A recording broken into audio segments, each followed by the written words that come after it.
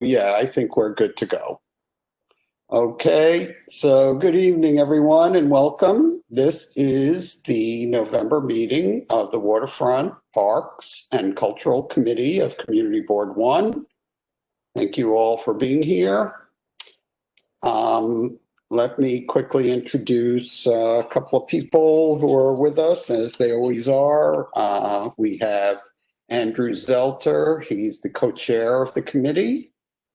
And we have Diana Sweetai, who's the Director of Land Use and Planning for the Community Board. So with that, we have a few items on the agenda. I need to walk you through them, but we actually are going to rearrange the order of items. We're going to start with what had been item 2, which is encouraging the formation of Friends of Groups for Parks in Community District 1. I think the reason we're undertaking this is probably clear to most of us because the city is in a very difficult budget situation, as is the state and everyone else. And there is a distinct likelihood, and there have already been reductions in the numbers of workers assigned to our local parks to maintain them, etc. Community Board One does have a number of these friends of groups that have emerged over the years, and they do a good job to help maintain their park, help lobby on behalf of their park, and organize events and do other things. So I think it's something that we should try to encourage as a community board. But we do need assistance from the Parks Department. So with us tonight is Kyle Kelly. He's with well, you'll have to clarify this, Kyle. Are you actually associated with Partnership for Parks, or are you just a general community affairs person for parks? So why don't you just introduce yourself and then take it from there. Kyle? No problem. Everybody hear me? Yes. Yes. Good evening, everyone. My name is Kyle Kelly. I'm actually the outreach coordinator for Partnership for Parks. So I do work for Partnership for Parks, but I'm mainly on the park side of things. So that's why it's great that I'm here tonight. For those who may not know about Partnership for Parks is it's like a joint organization between the City Parks Foundation and the New York City Parks Department.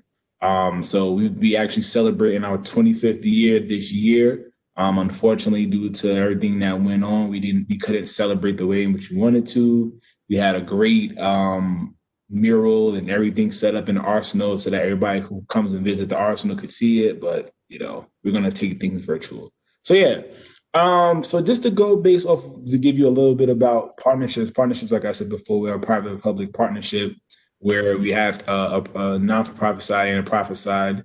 And me being the outreach coordinator, I bridge that gap between the community and the Parks Department and the City Parks Foundation, and vice versa. So our main goal here as an outreach coordinator is to help these groups in these parks in the different districts. I oversee park districts 1, 2, and 3. So that's my role there. We help with many different things, whether it comes from programming, understanding how to start a group. Once you get a group, learning about funding, helping groups become 501(c)(3)s. We also offer 501(c)(3) sponsorships, meaning we hold the money for you guys. We do offer grants and partnerships. We help with website development, and we help with just creating a website in general. So say you have a website already, we can go in and help you spruce a few things up if you feel there's a need. And if you don't have a website, we help you get a website. We help with promotional items such as flyers and pamphlets, just so that you guys can be a fully functional group. Our goal here is to, have as many resources in these different communities. And we feel like friends of groups, you guys know your communities better than we would. You guys live there. So forming these friends of groups, or just forming a group in general, a group of people who may just want to clean the park every couple of weekends, is a huge help. Is a huge help to us. Like Paul said, right now with the pandemic hitting, usually we have a huge number of seasonal workers that come in through this from the beginning of the year throughout the end of the year. And when the pandemic hit, we weren't able to hire any of them like we did last year. So our numbers were really slim, and a lot of our parks took a big hit. And as you guys can see from the trash accumulation to when we got hit with that storm where the trees went down and there were trees everywhere. I know me living in Queens, it was ridiculous. And I know other parts of the Bronx that my other colleagues live was out of control. And then especially just in Manhattan, me coming into the city just to see how things would look was hectic as well. So that's pretty much what we offer. And of course, we work with all the surrounding city agencies. So any resources that we may not be able to help you guys with, we try to go out there and find the resources for you guys.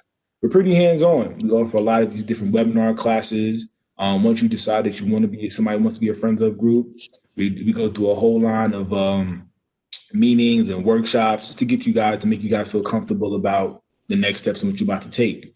I can say last year I was able to form a friends of group down in District 3, not too far from Solane Park. And they've been doing this thing we call It's My Park Day. It's a thing that we do, planting bulbs, plants, anything you could imagine. We do. I mean, in the Manhattan, on the Manhattan side, we do it 2 times a year. We do it in the spring and one in the fall.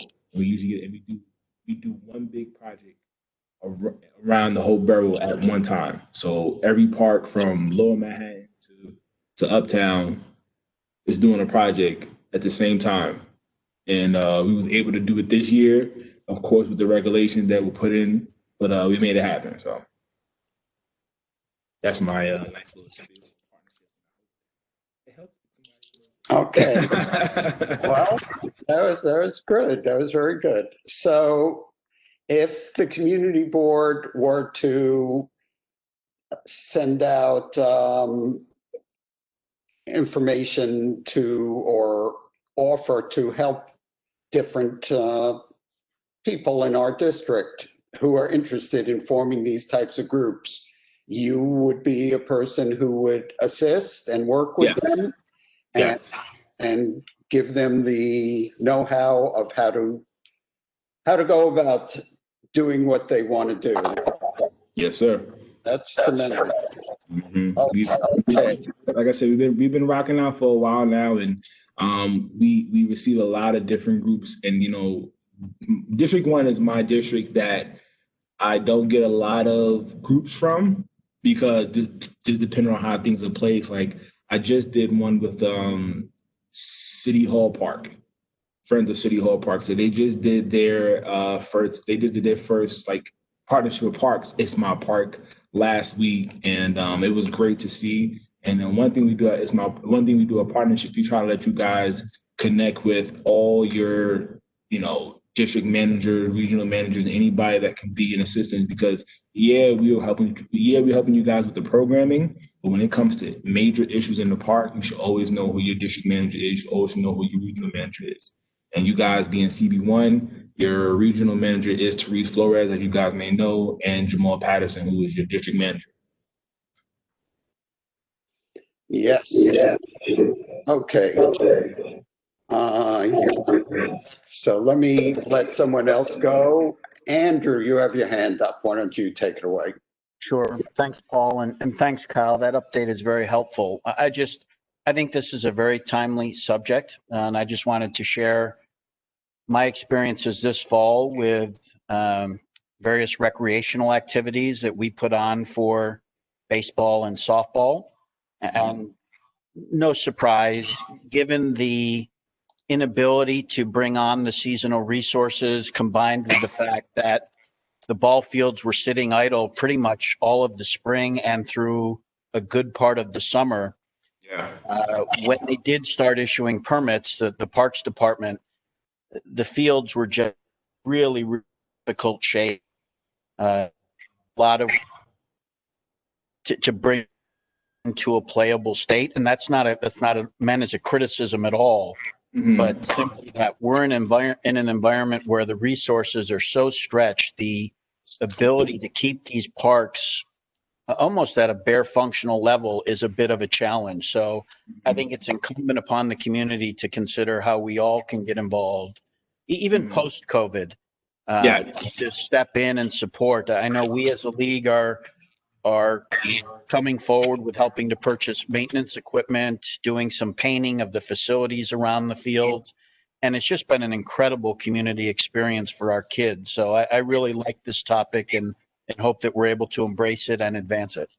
And that's something that we've seen throughout the whole borough once the pandemic hit and once we realized that, people really want to get involved. We've seen a large number of just community residents coming in and stepping up, especially when it came down to the trash removal. And, because at the time we weren't able to remove as much trash as we used to due to the fact that we didn't have our seasonal workers. So some of these parks, like you said, it just didn't look in the best of shape like we knew it was supposed to look. So the fact that we were able to get community residents, people who care about their park to step in and help, that's big, and we hope that continues, like you said, throughout this pandemic and after it's over.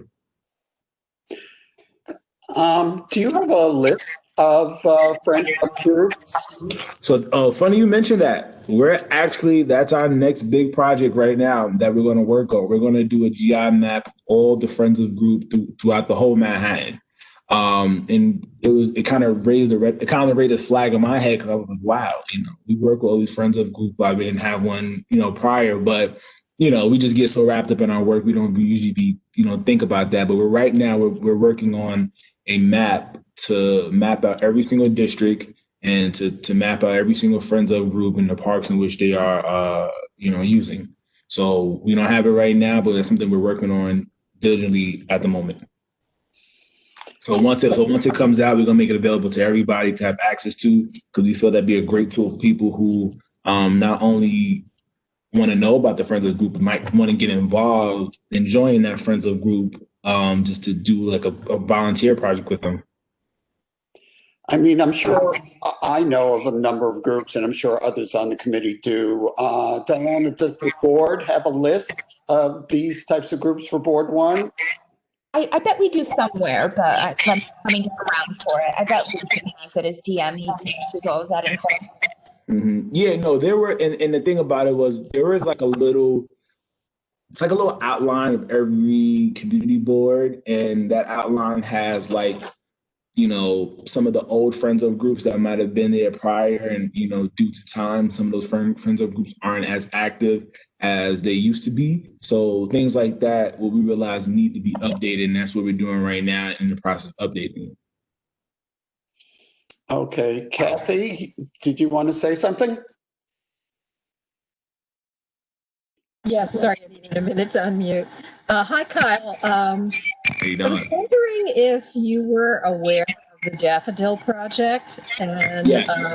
Okay, and is there any, for those of you who don't know, it's an ongoing offer from the Dutch to provide daffodil bulbs free for planting in the parks in commemoration of 9/11. And I'm wondering if you're doing the 20th anniversary of that event is coming up, and they did not do the distribution this year because of COVID, but I'm wondering if you have any plans in the works with them.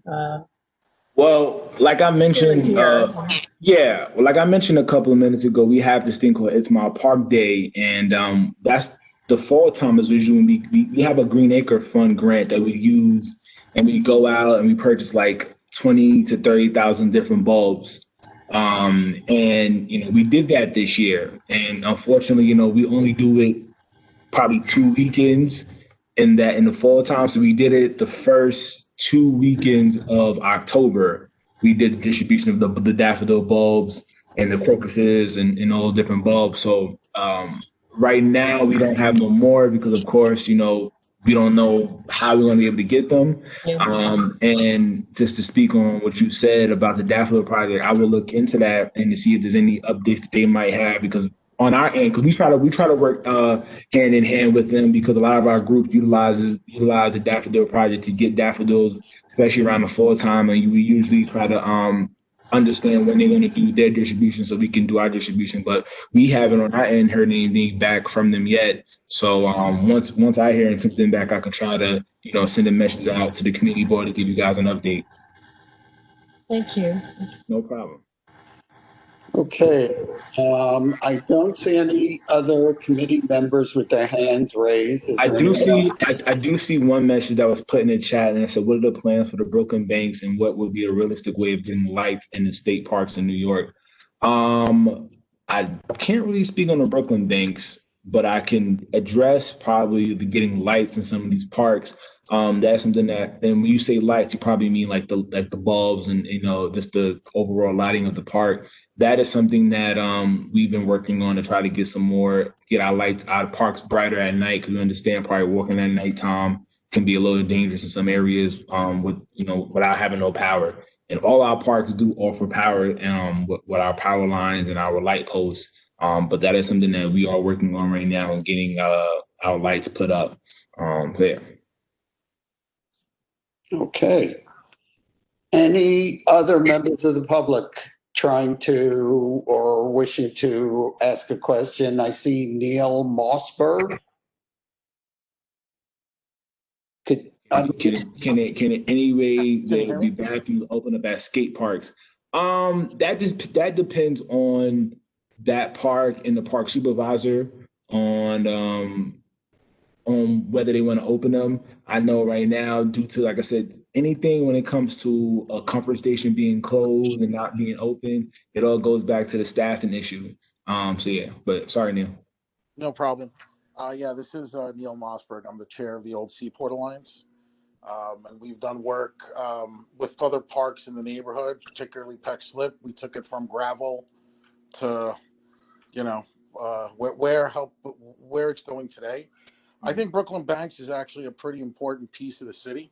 And I think, especially now, New York's taking a beating left and right on a public level.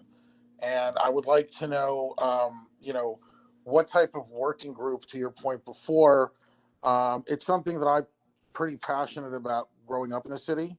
And I think, I'd like to find out more about bringing the resources to bear, including money from personal members, corporations, and other places. You'd be surprised about the people that once skated at Brooklyn Banks, how successful they've all become. Some more than others. So I'd like to learn more, and possibly something offline, maybe not even here. Brooklyn Banks is something that's important to me as a resident of the neighborhood and as a true New Yorker. Okay, well, what I'm going to do is I'm going to put my email in the chat right now so everybody can see it. Some of these questions that you guys may have, I can easily get you guys some answers once we get offline here, because I have a numerous amount of resources from the people who I work with in the district. I don't know if you guys know Steve Simon, Therese Flores. They are great resources for the whole entire park, not just Manhattan, but parks in general. But I'm gonna put my email in the chat so that if I can't answer every question here, I can try to answer it after the meeting is done. Great, thank you. Okay, let me just make an announcement that the next item on the agenda is a discussion of the Brooklyn Bridge Banks and the future of it, and trying to get it reopened, as well as another space that we call the dugout. So any people who are here for that, hang in there for another minute, a couple of minutes. We'll be right to that item and be discussing it. So that has been a priority, Kyle, just so you understand, for the community board. They closed, the Brooklyn Bridge Banks was, served not only the community, but people from way outside. It was one of the most popular skateboarding parks in the world. And it also had other recreation spaces in it as well.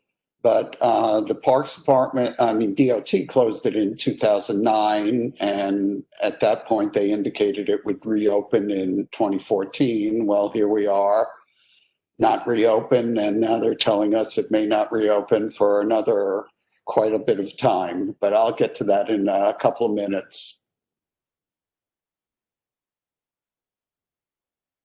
Kyle, you're muted. Oh, well, I'm sorry. I have class at 6:30, so I have to go soon. But what I would do is I will send an update. I will send an update email with Steve Simon, ask him about Brooklyn Banks, and see if he can give me an update, and I will shoot that response back to you guys. For some reason, it's not letting me put my email in the chat, but I did email my email over. My email is kyle.kelly@parks.nyc.gov. Hi, Kyle. It's Diana here. I'll post it in the chat for everybody. You may not have the ability to chat everybody at once, so I'll do it. Thank you so much, and I hope you guys have a great evening. Thank you for coming. And board members, don't hesitate to think this over and try to talk to your neighbors about supporting our local parks. Thanks, All right. Kyle. You have a great evening. Thanks for joining You us. guys, no problem. Okay. So why don't we move on? I know we have quite a few people here who are interested, I think, mainly in the Brooklyn Bridge Banks. Let me give a little background for people who are less familiar with the Brooklyn Bridge Banks, as well as the other area that we're looking to take and reopen as recreation spaces for the community. As you've probably heard me bellyache for years, but it's true, the east side of Community Board 1 does not have a lot of recreation space, particularly active recreation space, particularly for youth and others that are a little beyond, toddler and playground age, people who want to ride a bike or fly a kite or ride a skateboard or do any other activities, basketball, et cetera, et cetera. So we are always trying to rack our brains to try to come up with spaces that might work. So the two spaces that we're going to talk about tonight, one is the Brooklyn Bridge Banks. So as I said earlier, the Brooklyn Bridge Banks, Diana, maybe you could, unfortunately, I didn't come up with any. I could have come up with all kinds of pictures of hundreds of skateboarders there skateboarding and doing their thing. And it was quite a scene for many, many, many years in Community Board 1. It basically was on the south side of the Brooklyn Bridge between Pearl Street and Park Row. So right adjacent to the arches where there was a red brick plaza. And that's where it basically came. People created it themselves, frankly. Eventually, the city did come along and build some basketball courts and other courts that served the community. And again, in 2009, DOT came to us and said, well, unfortunately, we have some repairs we need to do on the bridge, which is going to necessitate the closure of the space. And at that point, they were telling us, or they were estimating that in 5 years, it would be reopened. Well, let me read you a memo. We've been going back and forth with DOT. We tried to get them to attend this meeting, and they just would not. I am not really happy about their attitude and their approach, but maybe this memo will give you the idea of where they're coming from on this. So this is a memo they wrote after I had gone to Tammy and the community board to try to, impress upon DOT to come to the meeting. So this is from Ed Pinkar from New York City DOT. Thanks for your patience as I reviewed this issue with my colleagues. As you know, the city closed the area at the Brooklyn Bridge, unofficially known as Red Brick Park, in 2009 for construction and security purposes. The space provides access and staging for work on DOT's Brooklyn Bridge rehabilitation contracts, which seek to keep the iconic Brooklyn Bridge, now past 135 years in service, in a state of good repair. Maintenance of the bridge is a constant process. At present, DOT rehabilitation contracts are focusing on various elements of the bridge, including rehabilitation of the structural arches in Manhattan and Brooklyn, replacement of several bridge systems, and the repair of the suspender system and main cables. This work is projected to continue through 2033. Please note that while there are intermittent periods between construction contracts when the area is not fully used, overall work will be near continuous for the next decade and beyond. Further, as previously explained by my former Borough Commissioner Sanchez, in coordination with NYPD, this area is a closed security zone. The space known as the dugout is an essential DOT off-street facility that houses several operational divisions, including our bridges, facilities, roadway repair, maintenance, and fleet divisions. These crews perform daily work from bridge preventative maintenance to roadway resurfacing that helps keep the city's transportation network moving forward. DOT plans to add additional operations to the space in the near future, including contractor operations to minimize our footprint within other areas of the community. Please let me know if you have further questions. Okay, so let me just go on for a bit. Needless to say, this coming back from DOT, he's trying to shut the door as hard as humanly possible with a response like that.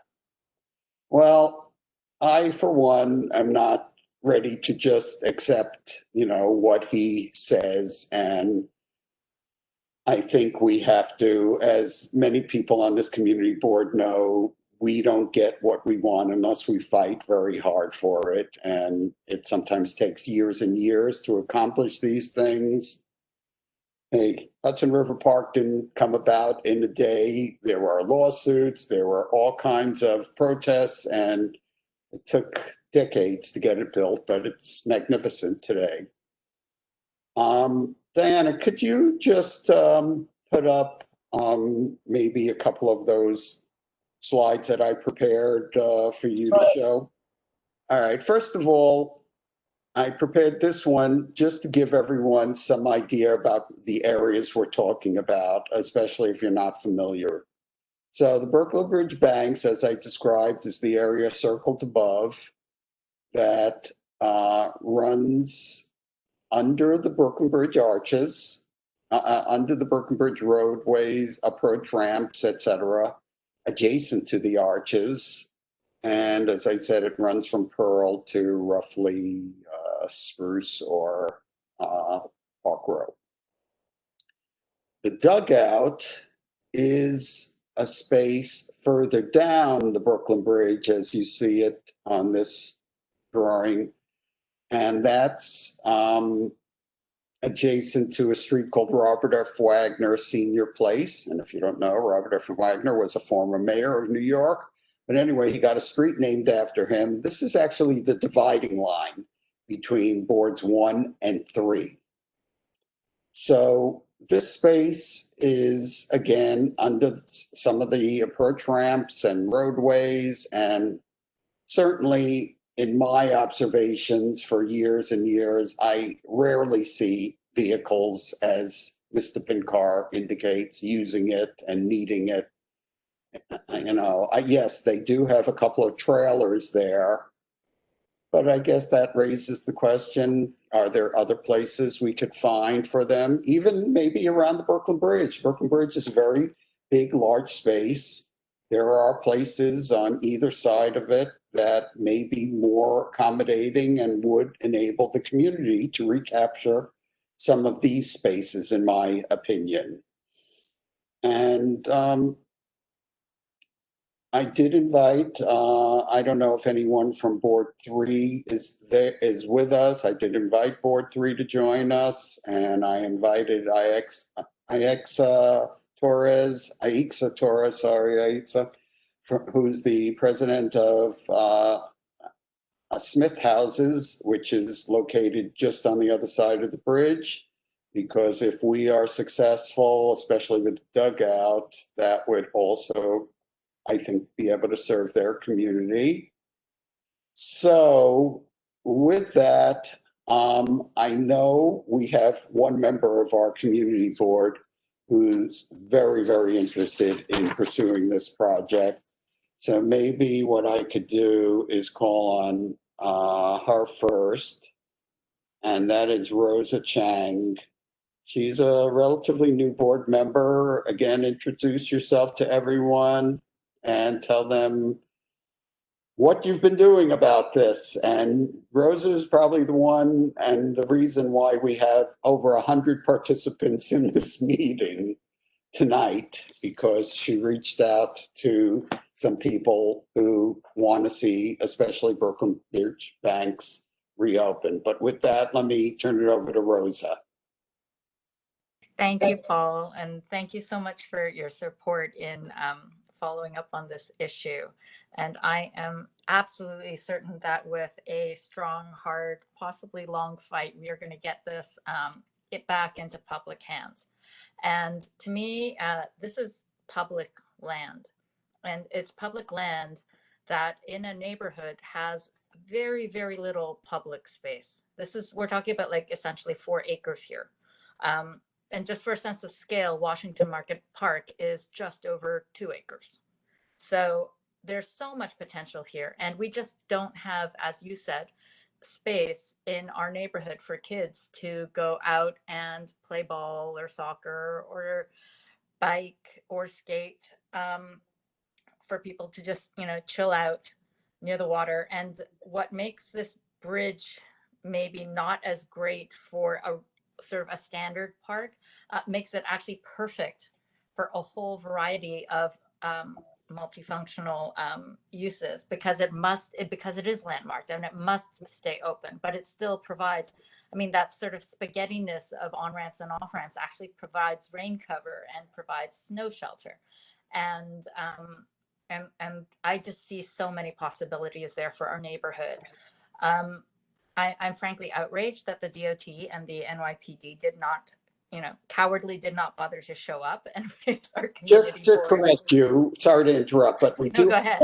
Rodney from the 5th Precinct is on the call. So if we do have any questions about security, we should pose them to him. Oh, Rodney, thank you for coming. I'm sorry, you are not a coward then. Could you please tell me, well, I guess I should finish this and then I will ask my question, because as Paul said, I'm totally new to this community board. And so I don't understand the history of the security issues and whether or not they're still relevant today. And I would sort of like to challenge that. For the DOT, when I walked by that site the other day, I counted, and there were 7 DOT vehicles and there were 21 personal vehicles parked in there, and that was it. There's so much space there, and they're using it for personal parking. Now, if they need space for 7 DOT vehicles, fine, but they don't need the entirety of 4 acres for 7 DOT vehicles. That's just wrong. And this is the Brooklyn Bridge.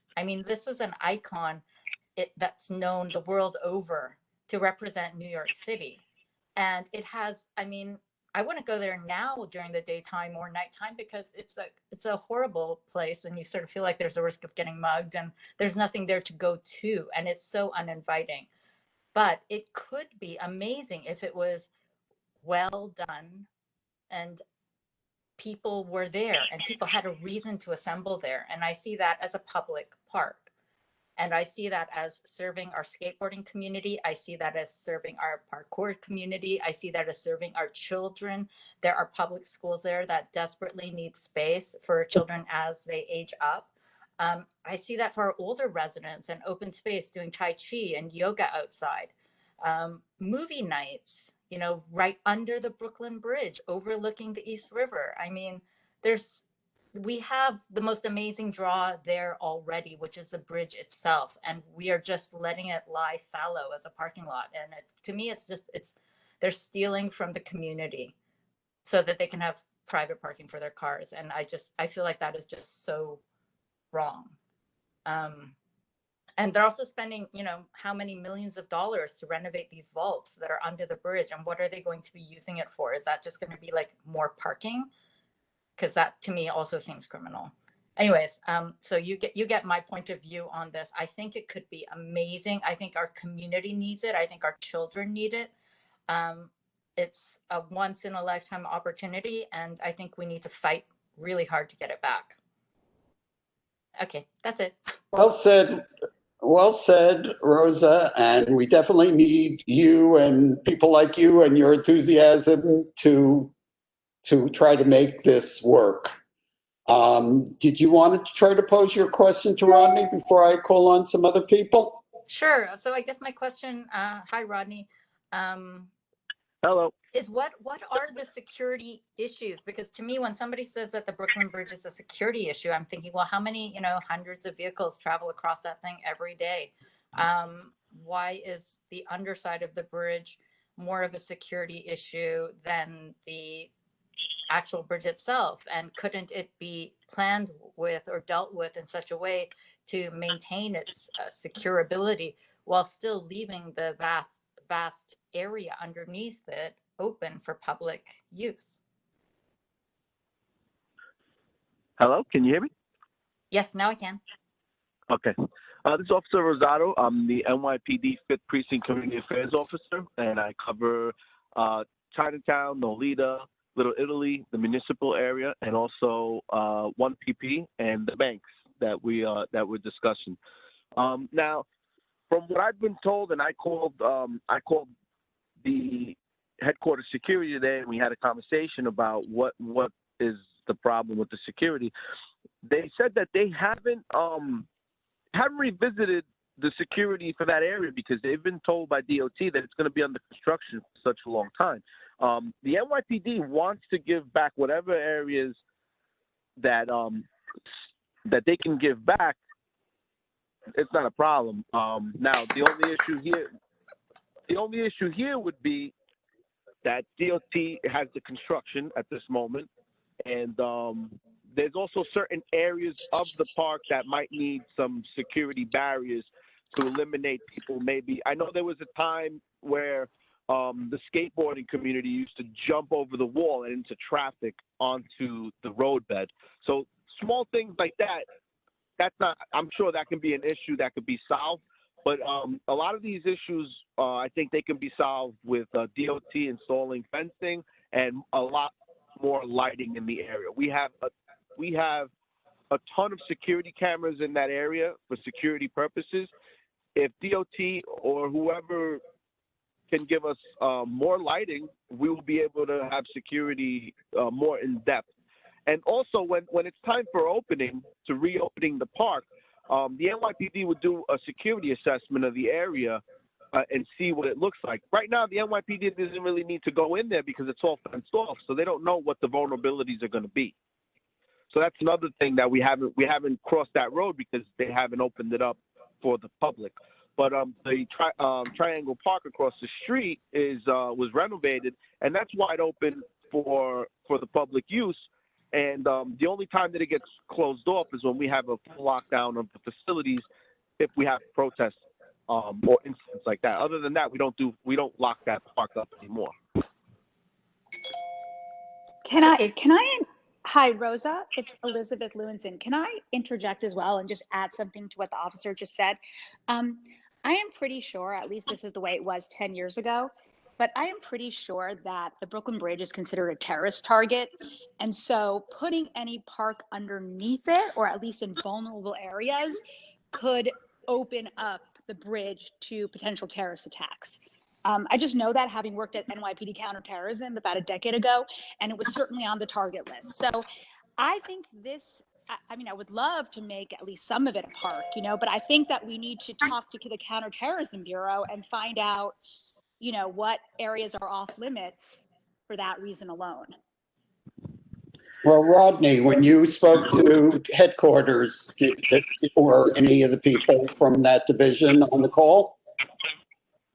No, well, what I'm doing here is I'm gathering all the information to see what exactly what the community wants to do, and then I'm going to relay the information back. But before anything happens or there's any opening, they will do a vulnerability assessment of the area. That's all going to be included. But with no opening on the table, they haven't really gone back to the idea of assessing it since it's closed off to the area right now. And Elizabeth, I would just note that, you know, obviously the enhanced security measures throughout Lower Manhattan took place after 9/11. Right.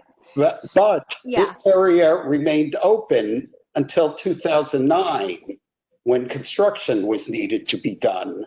So Right. that seemed to indicate that it was not considered such a major security threat at the time, considering it was open immediately after and it never closed as far as I recall, for security reasons.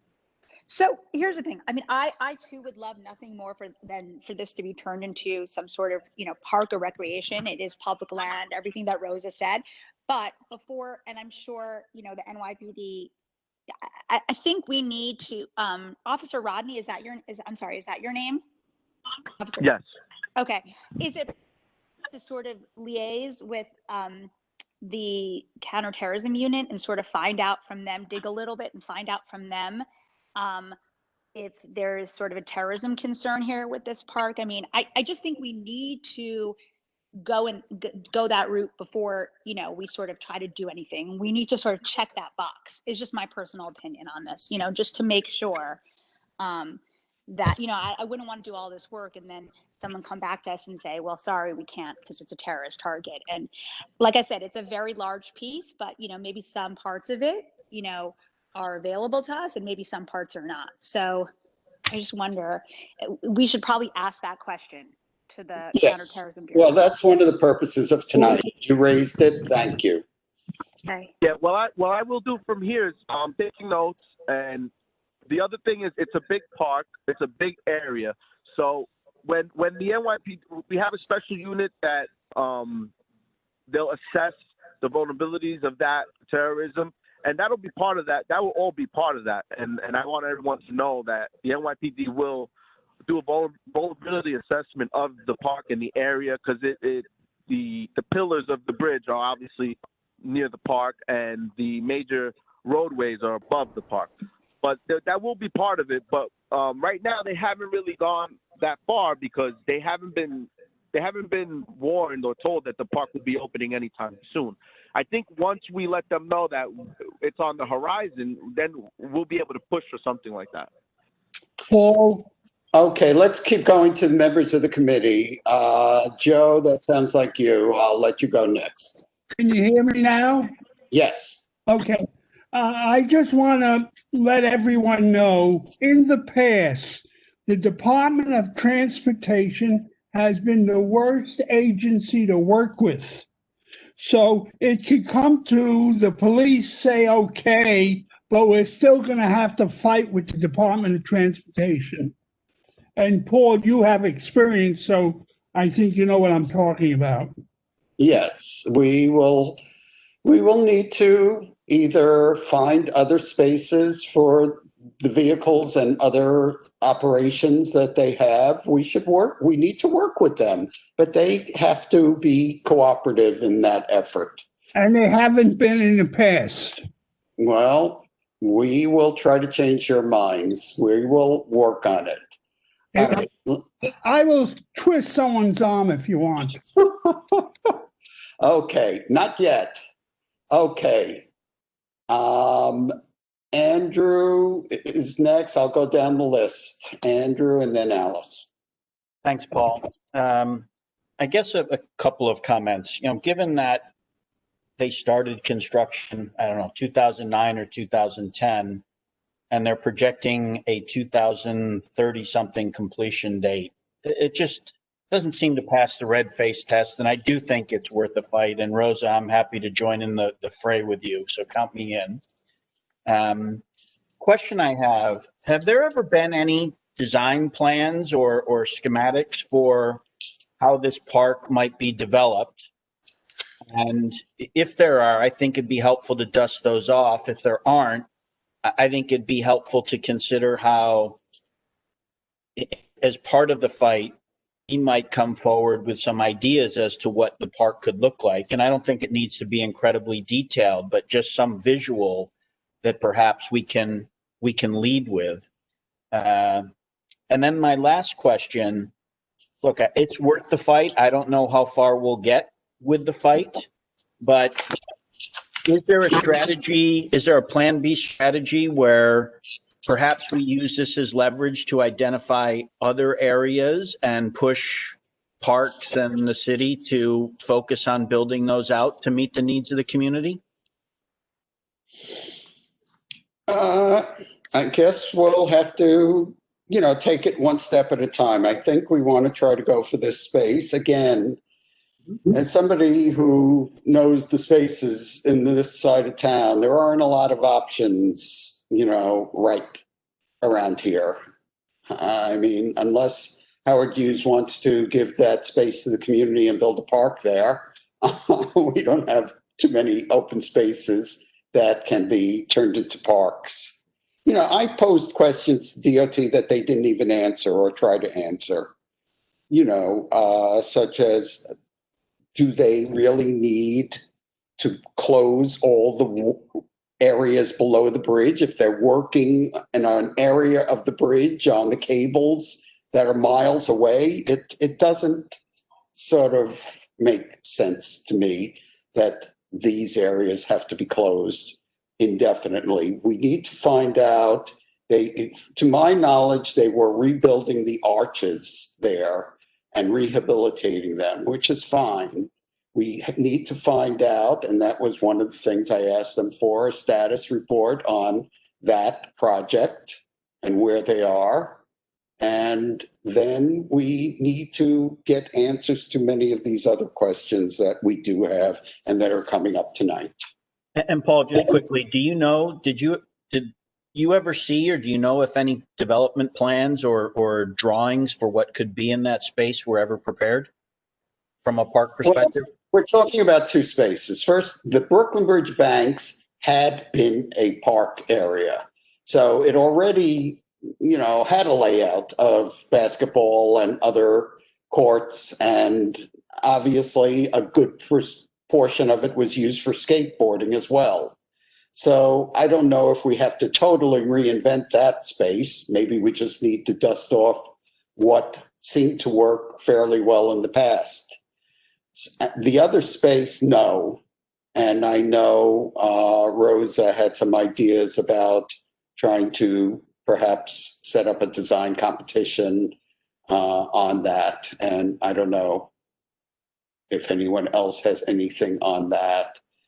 But I know Alice knows a lot about those types of issues, and she's a landscape architect. So Alice, why don't you take it away? I'm not a landscape architect, but thanks, Paul. Just a lowly architect, but thanks. No, I just wanted to say the obvious, which is to probably start to transform this into kind of a little bit of a politically motivated agenda and put this into a resolution. I don't know if it's tonight or next time or whatever, but I think we need to get the electeds on board with what is obviously a really, frankly, obvious and great idea, and has a great deal of support. So I just wanted to consider you consider that for tonight or soon.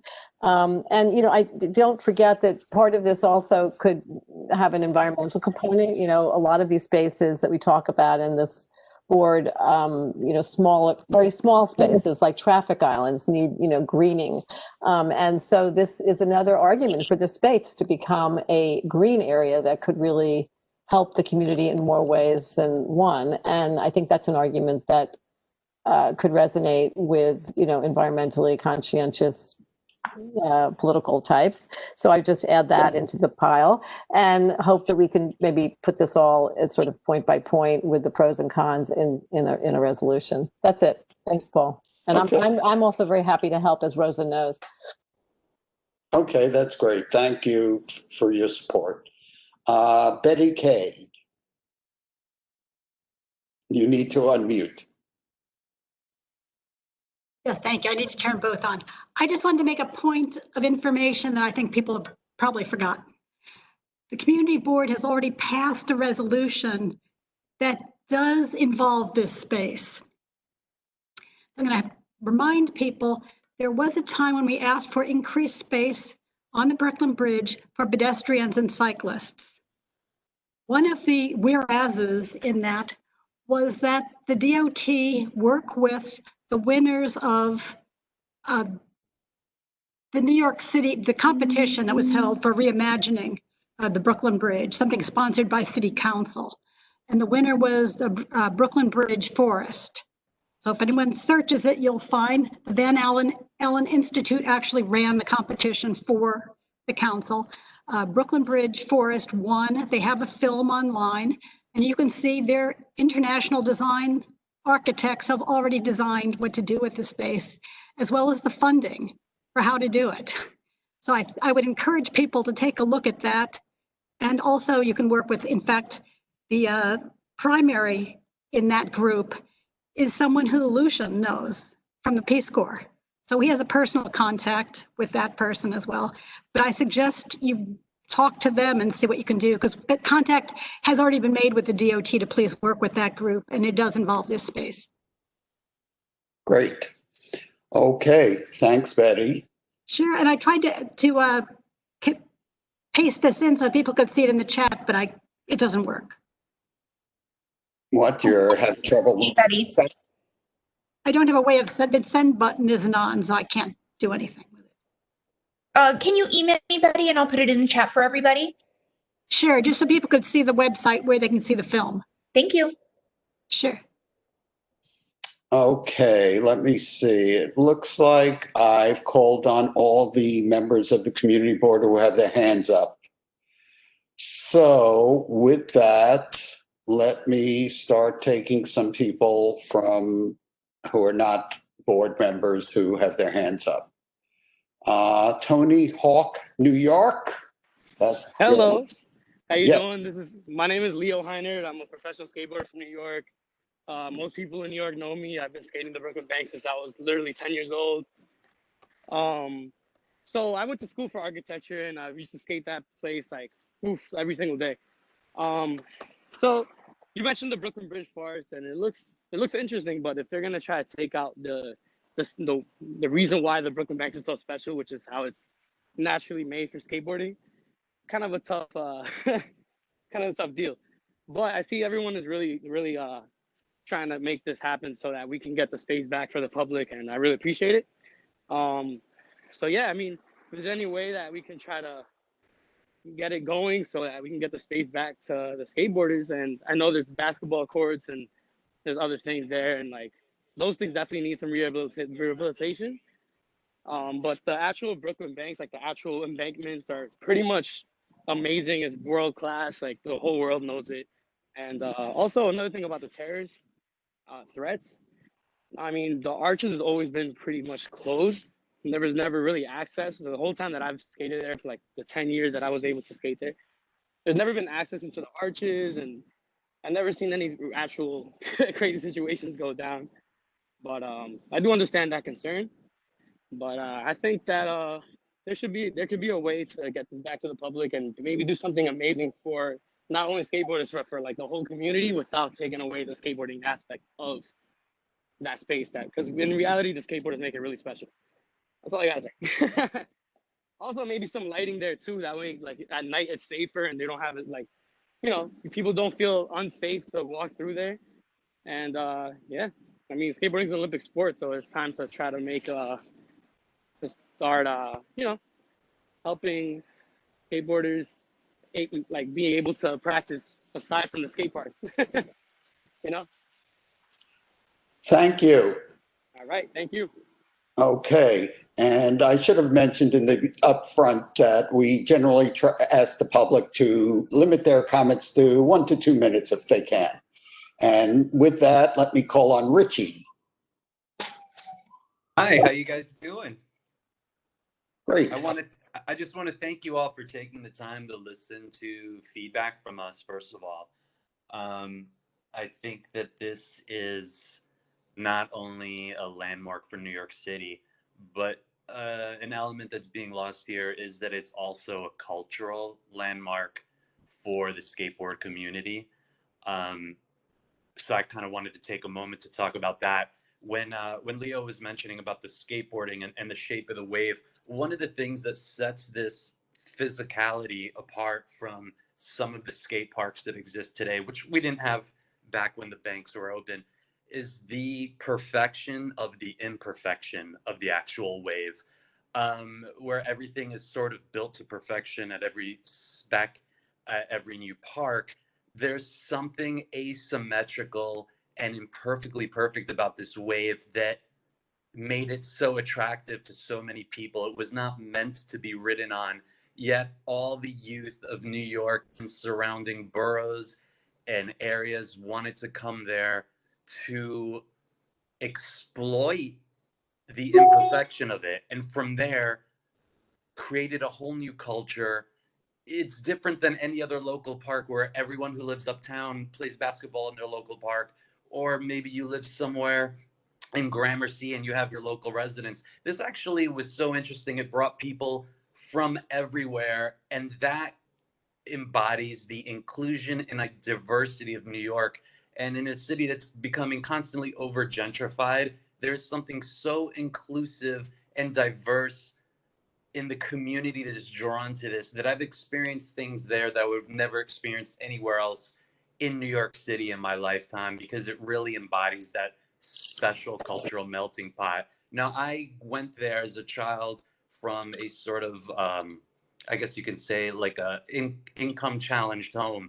And I met everyone there, from kids that lived in the projects to kids that lived in mansions. And from there, I learned you can do the DIY thing. I met so many kids from so many different perspectives and point of view. People that launched their own skateboard brands. I learned, hey, maybe I can silk screen my own t-shirt or paint my own board. It created such a community that today I'm a designer and I work for a major fashion brand designing clothing. And I feel if I never went to the Brooklyn Banks and met these kind of people and this sort of cultural landmark, if it didn't exist, my life would have been very different than it is now. I think it would have been very humdrum, run with a mill.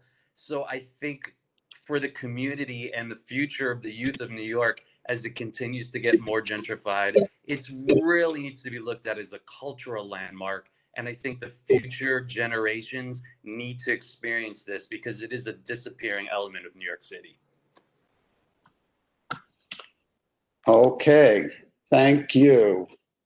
Let's go. Sorry, I got to get back to my list here.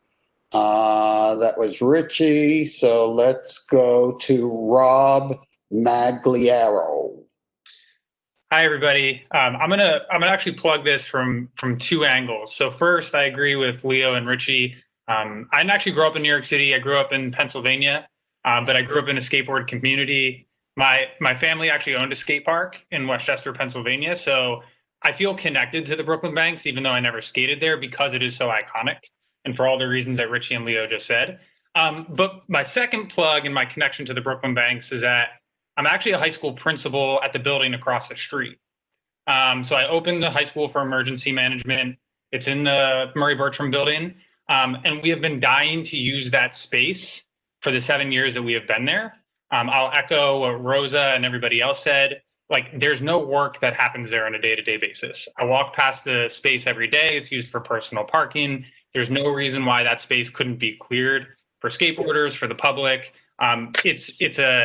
It can't be moved to somewhere else. We can't just build another park.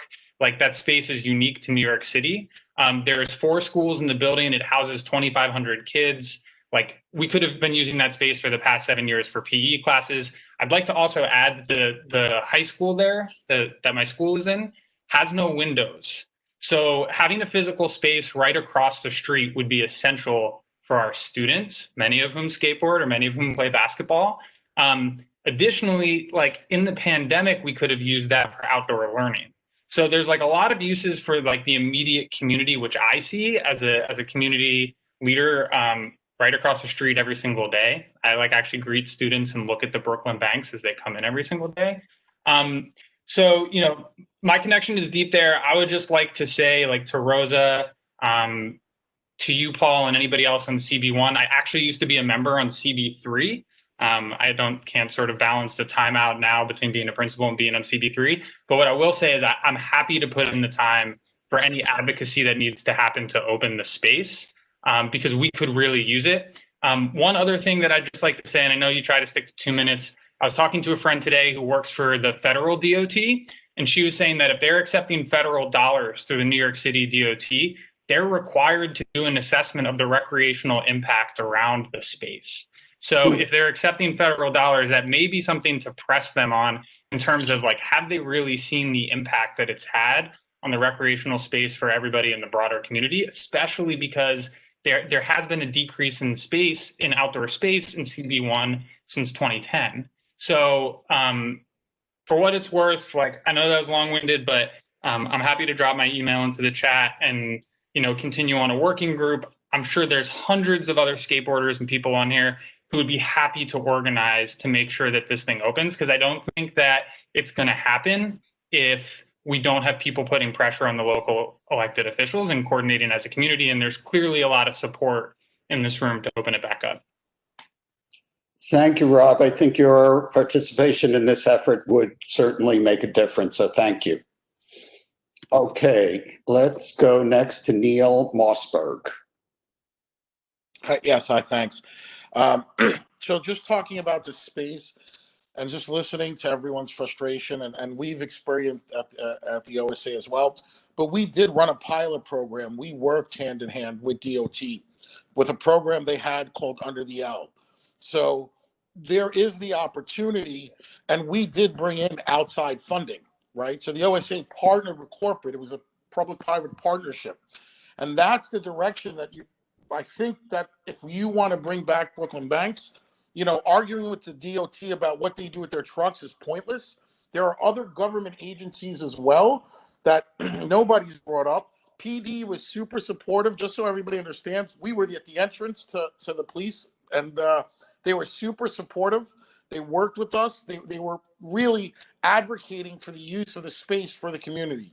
So before everybody, I think, you know, just jumps on the fact that, you know, it's just dead space for DOT being trucks. As somebody that actually worked with DOT, placed a structure there, DOT couldn't even get power. So that was just one of the challenges that moved there. So I don't want to be a broken record here. But again, I think the opportunity exists. You know, I'm partners in something called Frank 151, so skateboarding is important to me as well. But I can tell you the solution is not going to be throwing rocks and complaining about DOT and PD and people not doing it. I've seen renderings done by professional architects in this community working hand in hand with globally recognized skateboarders who are worth tens of millions of dollars. I've seen the plans. I've seen the project passion brought to the table unsolicited, just because there was a saying, all the stuff that's being resonated by the skateboarders here, that iconic landmark association for New York and skateboarding as well. So basically, again, I implore CB1 to work with the community on this, because you will not, like, the whole community is underestimating the power and the assets of people that once were considered the fringe. That fringe represents companies like Supreme, which just sold for $2 billion. Alex Corporate is a partner of mine who's helped founding it. So I'm just saying, don't just look at it one way. This is a whole new type of endeavor. And again, I'm sorry. Clearly, it's a passionate program, and I appreciate everyone's time. Thank you. Thank you, Neil. Okay, Lauren Michelle. Hi, can you hear me? Yes. Hi, thank you so much for all the time and all this positivity that you all have been taking My name is Lauren Michelle. I'm the executive director of the Pablo Ramirez Foundation. We are advocates for skateboarding and are currently growing the Brooklyn Skate Garden in Brooklyn. And I agree with Neil 100%. And I want to just thank you, Paul, and the Community Board One for being such positive advocates of this opportunity to grow the Brooklyn Banks. It is a New York icon. It is a cultural icon. Everything, Rosa, you said about so many possibilities to create a public space is essential, and the opportunity is there. As a community, we need to come together. We need to open up more communication within the elected officials. We need to work with DOT. We need to work and support your board. And as a foundation, the Pablo Ramirez Foundation is willing to be an advocate to help bring skaters in New York City together to make this dream possible, to bring back and save the Brooklyn Banks. Thank you. Okay, thank you. And you should also leave your contact info. Thank you. Thank you. I'll share it in the chat. Okay, thanks. Steve Rodriguez. Jake, can you hear me? Yes. Hey, how you doing? I just want to thank everybody at the community board and everybody that called in. I've been skateboarding at the Brooklyn Banks since the early 1980s.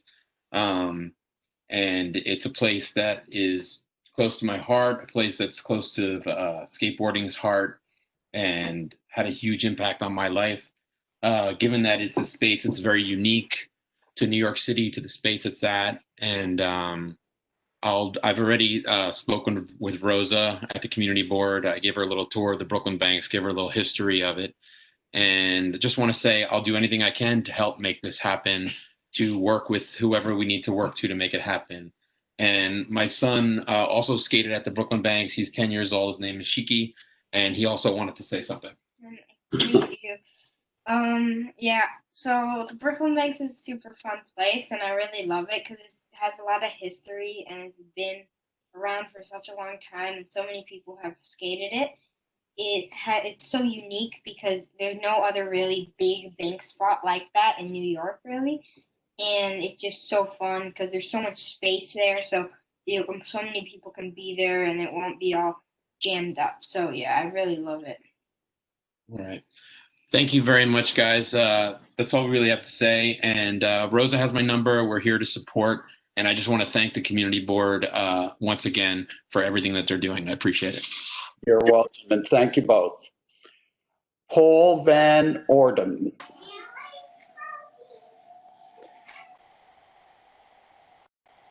How you doing? Can you hear me okay? Yes. My name is Paul Van Orden. I grew up skating the Brooklyn Banks in the 1980s, and it transformed and changed my entire life. I wound up riding for a skateboard company as a professional for a short period, traveled all over the globe, and have just had such a positive life experience from all the older skaters who taught me how to skateboard there in the 80s. And I now live out in Portland, Oregon, where we have built a skateboard park system where the city is going to build 19 different skateboard parks. And that came out of my lessons I learned in New York in growing up and having the Brooklyn Banks as a cultural asset.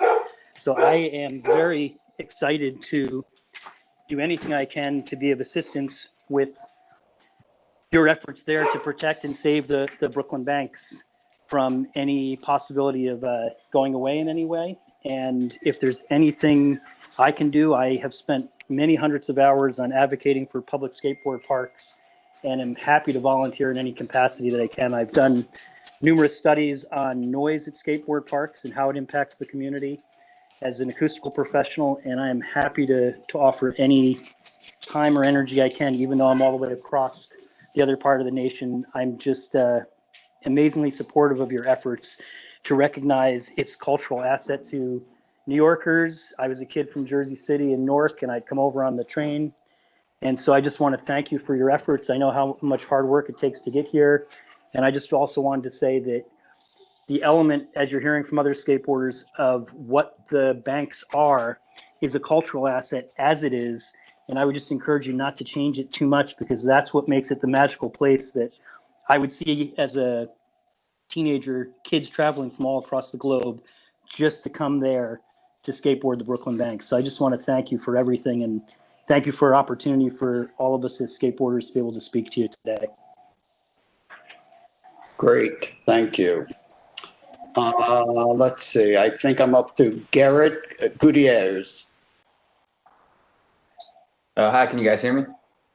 Yeah. Okay. So I actually grew up in California, but seeing the Brooklyn Banks and skate videos and magazines did more than selling on skateboarding. I would argue it sold me on New York City as well. And to be honest, it's one of the reasons why I live here now. I know that there's been some petitions that have been circulated, one receiving about 45,000 signatures. And that's only a small testament to what this place means to the skateboard community worldwide. Preserving the banks would not only guarantee that this space will continue to be used, but also that it will be appreciated to the fullest extent by both citizens and visitors of New York City. And I know that the Department of Transportation likes this free parking and the possibility of more storage space, but considering local school leaders, council members, NYPD, and various New York City residents, myself included, are all passionate about opening the banks. That just demonstrates how important this issue is to so many people. I also think it's safe to say that you will not have any trouble getting volunteers to help out with this endeavor for whatever that's worth. But yeah, I guess just to finish, I mean, seeing the banks fenced in this way pains skateboarders across the world and wastes additional public space that could and should be open to all New Yorkers. Yeah, that's all I got. Thank you all for your support. Special shout out to Council Member Rosa Chang. Keep up the good work. Let's save the banks. Not council member yet, but maybe. Let's see, Amy Ellington. Hi, can you hear me all right? Yes. Excellent. Thank you, Paul. Thank you, Rosa. Thank you both so much for your time. The Brooklyn Banks is not only iconic, but pivotal in the history of skateboarding in New York. The skateboarding community drives culture such as fashion, art, and technology. It's hard to connect with any of these industries without hearing someone say, I used to skate, or I'm a skateboarder. Skateboarding establishes work ethic, morals, values, and self-respect more than anything I have seen. Being in skateboarding for over 25 years, I'm honored to support such an amazing community. Reopening the Brooklyn Banks would once again provide a safe space where like-minded people can get together to skate and to rebuild community. We look forward to the opportunity to represent New York globally through skate photos and videos, showing the true New York we love so much. Thank you so much for your time. Okay, Amy Ellington. Yes. Oh, that was you, sorry. Jonathan Kosanik. Evening, everybody. Thank you, Paul. Thank you to everybody on the board for opening up to comments. Really appreciate you taking the time to hear all of our voices.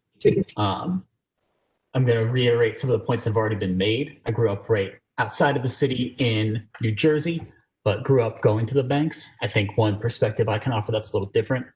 I'm an awful skateboarder, always have been, and unfortunately never grew into it. But I think the thing that set the banks apart from every other skate park in New York City and continues to, or could continue to, is its ability to be a mixed use space. I loved skateboarding. And despite my fact that I wasn't very good on a skateboard, I would often go to the banks, and it was an opportunity for me to sit and watch and be a part of skateboarding culture and see my favorite pros come to town and watch all these people and be a part of the community in the same space. And I sort of got after my own passions in that space, which was drawing and sketching, one of my own talents. And the connections that I made at the banks and the work that I did there and the things that I learned propelled me into a career in design. Arguably, without the banks, I wouldn't have the job and the career that I have now. And the banks being closed now, I would say not as only disappointing to me personally that I can't go and visit them again, but I would say significantly more disappointing knowing that there's a decade worth of kids just like me that were robbed of those opportunities that I had. how many kids could be in a similar situation that I am and aren't because they didn't have the banks. So hearing that it's going to continue to be closed for another decade seems not disappointing, but untenable. So I appreciate the work that everybody on the call is doing, and just want to reiterate how important that work is. So thank you for your time. Sure, thank you.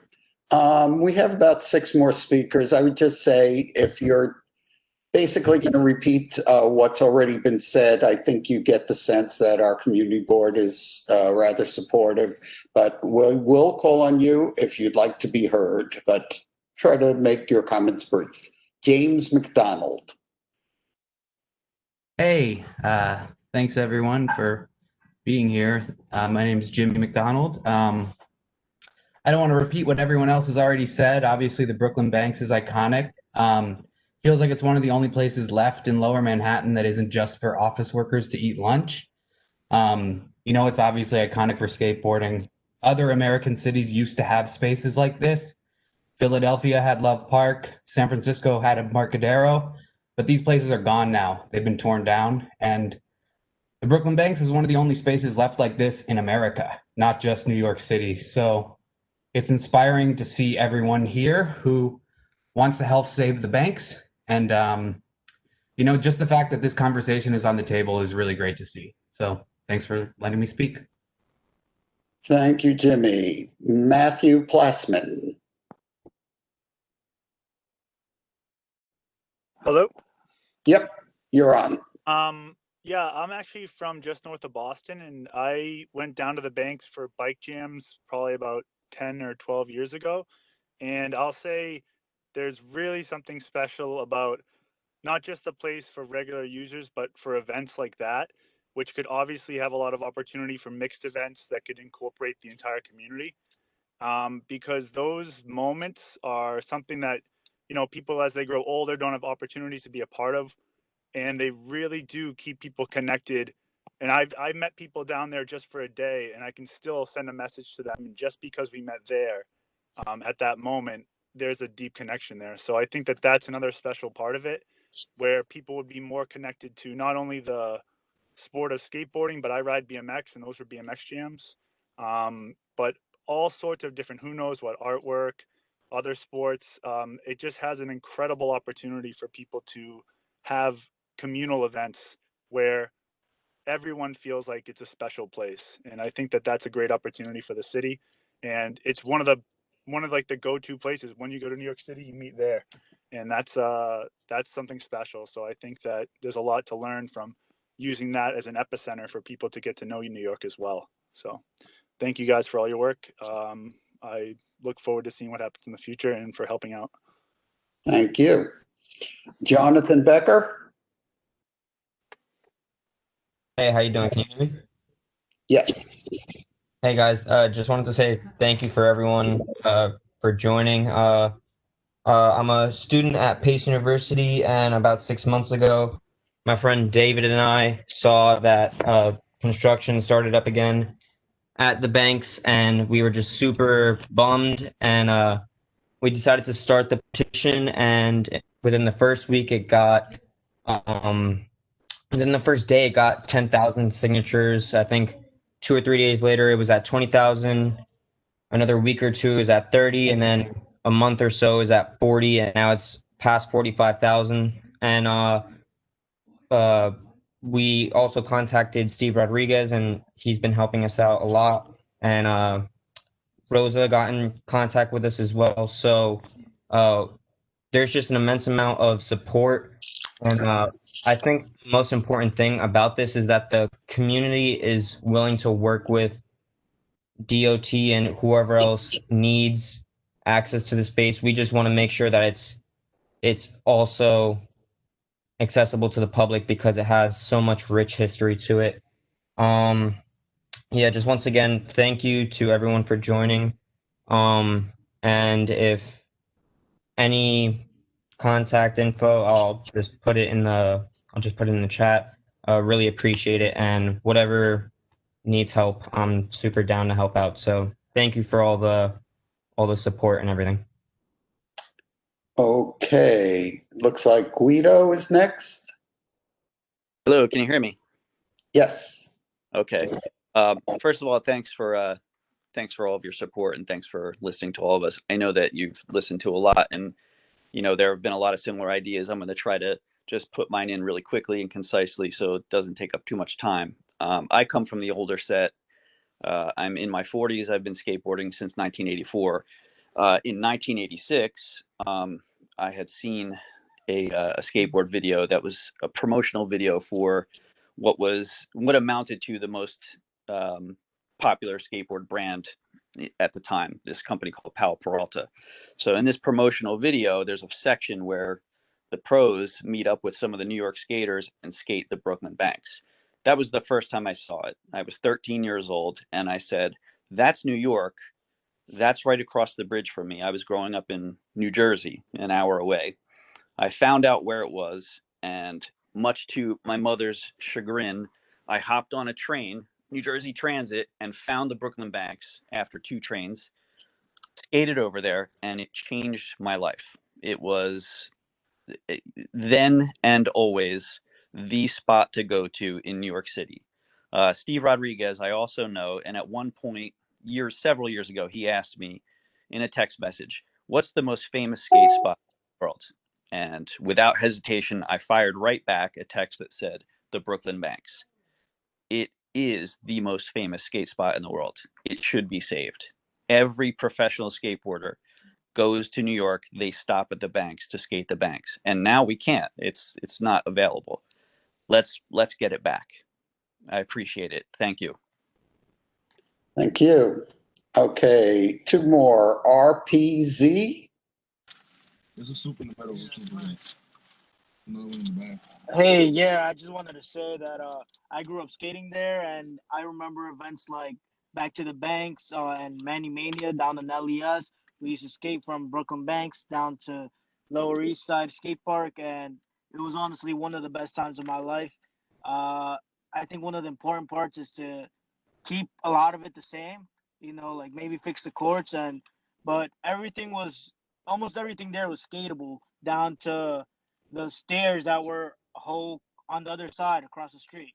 And I just think the floor was what made it, the tiles on the floor. And, I think it's important to keep it how it was for the skate community. Yeah. Okay, very good. Thank you. And Ramon. Hello, can you hear me? Yes. Okay, I have basically the same story from the guy two calls ago, but instead of the New Jersey Transit, it was the Greyhound bus from Buffalo. So it was a little bigger of a trip, but I was so inspired by going to the Banks that me and my friends from Buffalo would do that treacherous 9-hour, 10-hour bus trip just to get to that spot. And from that day on, I can just tell you that it's been known as the Mecca of skateboarding in the United States. So if that means anything to you, I mean, I know I'm basically saying the same thing as everyone else, but when I felt this myself, but I know when other people saw them taking bricks out of the Banks, they were pretty much tearing at the fabric of New York City skateboarding. So that sums it up, and I'm happy that you guys are on board to try to keep this institution going. And thanks a lot. Okay, I guess I spoke too soon. As soon as I said we were out of speakers, more people have signed up. I again ask you to keep your comments brief so we could get to discussing whether we want to do a resolution or not. Okay, so am I up to Cosmo? Hello, thank you for doing everything you're doing for everybody. I don't want to harp on anything else anybody has already touched on besides the wonderful history, but while the world's tearing itself apart, skateboarding is a unity. It doesn't matter where you're from, what country, what religion, what race you are. There is a sense of unity no matter where you are from. And that was built and raised by for me and my friends at that banks. And like the last gentleman just said, when the bricks were being taken out, it hurt a lot of us. And all I want to say is, it's a place of unity. It's about building. It's not about destroying while everything else around us is a little messy right now. There is something beautiful and organic about that place. And shame, pardon me, it just switched. It would be a shame if that was taken away from everybody who's never got to experience that kind of unity. And that's all I really wanted to say. And thank you for everything. We really appreciate what you guys are doing. You're welcome, and thank you. Barry Scott? Hey, thanks everyone for all the hard work and for all the eloquent skateboarders speaking to this. It's really awesome to hear everybody's stories. Yeah, I just want to say that like skateboarding is a common language, and it's the Brooklyn Banks where we all come together to write our stories. As the previous speaker noted, we come from everywhere. The Brooklyn Banks is the melting pot under the bridge. But I want to just get to the nuts and bolts. I don't think there's a lack of passion here. It all boils down to brass tacks and politics. And it sounded earlier like there were a number of avenues, political interests that may not have been tapped. And I'm really curious to know how we can leverage all of the skateboarders here that are interested, and who we apply pressure to. So for those who are involved on a consistent basis, I see some numbers and some emails. I'd like to reach out and hear how we can leverage all of our voices to apply pressure to the people who need it applied to, so that we can get this done. Thank you. Okay, thank you. Next up is Josh Friedberg. Hi, how are you doing? I will keep my thoughts very brief. My name is Josh Friedberg. I'm the CEO of USA Skateboarding. We're the national governing body for skateboarding in the United States. Our focus has mainly been on the Olympics coming up next year in Tokyo, but we also support all of the grassroots of skateboarding. And the Brooklyn Banks is a cultural institution in skateboarding and in the world that needs to be preserved and made available to skateboarders again. Beyond that, when I was a kid, my parents got divorced. My dad moved to Staten Island, so I used to take the ferry over when in the mid 80s and skate the banks, and it opened my eyes to what the world could be. And beyond that, we're here to support this effort in any way possible. So please feel free to reach out. I'll leave my info in the chat. And thank you very much for the work you're doing. Thank you. Anita Butrago. Hi, I'm not sure if can you hear me? Yes. Okay, thanks. My name's Nina. I actually discovered riding BMX in the early 2000s, and the Brooklyn Banks was one of the first places that my friends took me, and I came to know it, like everyone else has spoken earlier, that this is an iconic spot, not just in skateboarding, but just in action sports. It really bridged the gap for the, just like a place literally where we can all come together. And, I grew up on Long Island. I had to do the same adventure, taking all the trains and, sneaking out to go get there. And, I watched it close down over the years before 9/11, after 9/11. And it's just kind of heartbreaking when I come home to visit now to see it shut down, but just not even being used. It's just roped off and that's it. So I'm really appreciative of everyone's hard work coming together here. I'd love to see that space get used again for something positive like this, because it's really changed my life. It's been awesome. I've traveled all over the world and made friends everywhere. I'm a professional bike rider now, thanks to those times at the banks. So I'll wrap it up, but thank you again. Yeah, I'll be in touch. Put my info in the chat for however I can support. Thank you. Gerald Forsberg. Yes, I'm going to try to keep this short. So I am not a skateboarder. I'm kind of I was just telling my wife this morning, I think I want to learn how to skateboard now.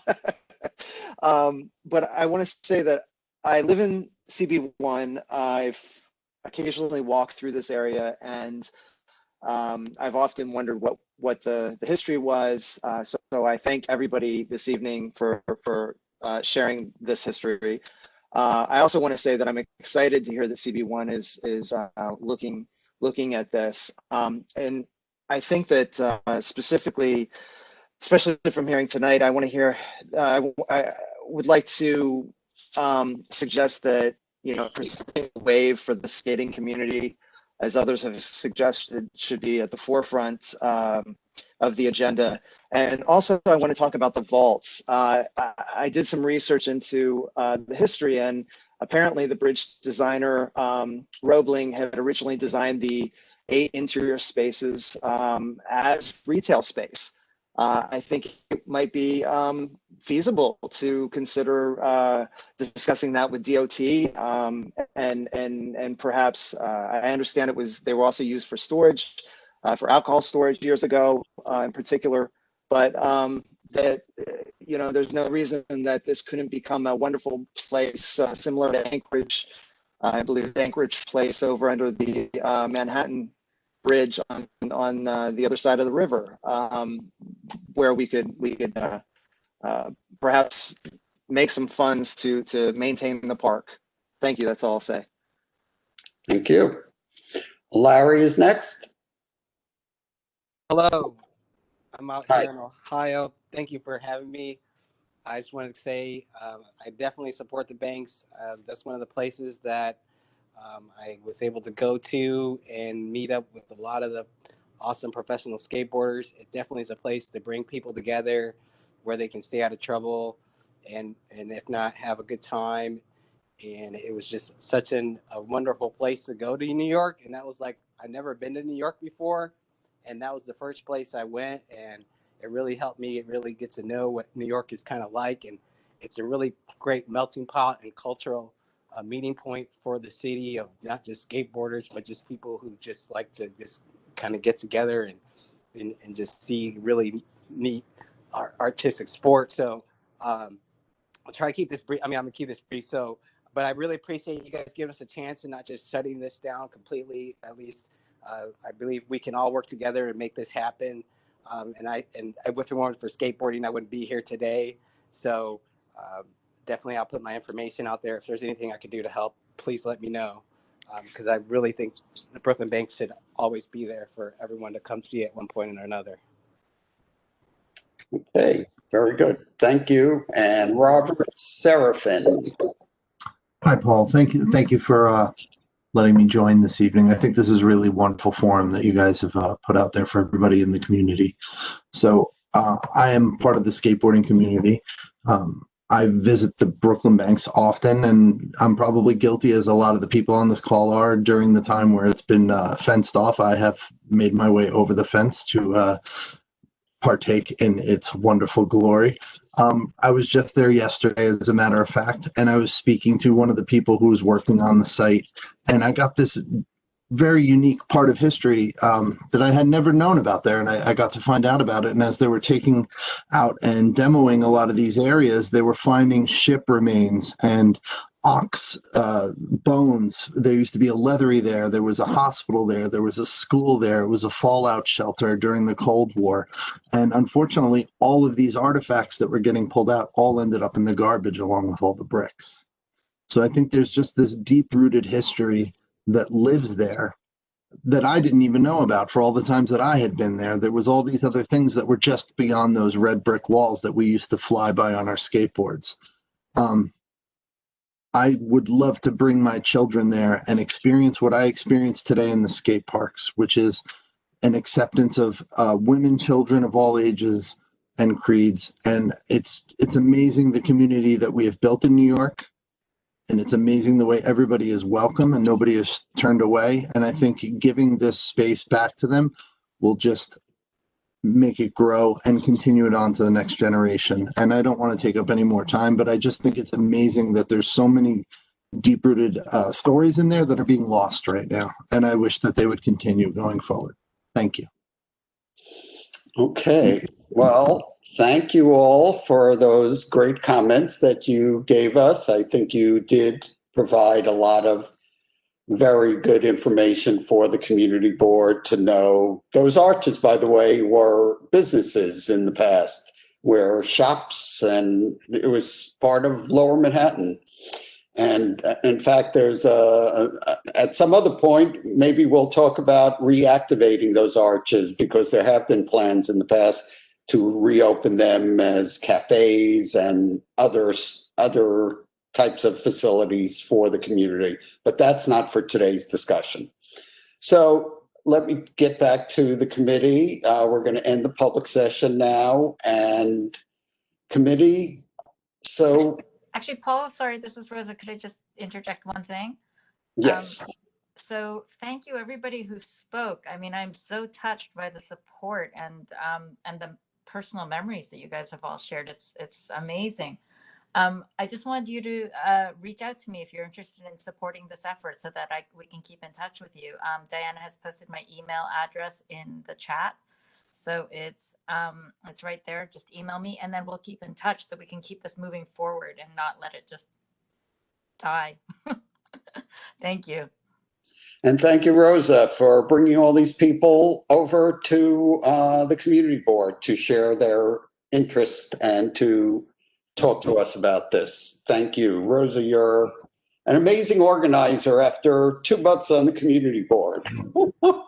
You could give some lessons. Okay, with that, let me go back to the committee.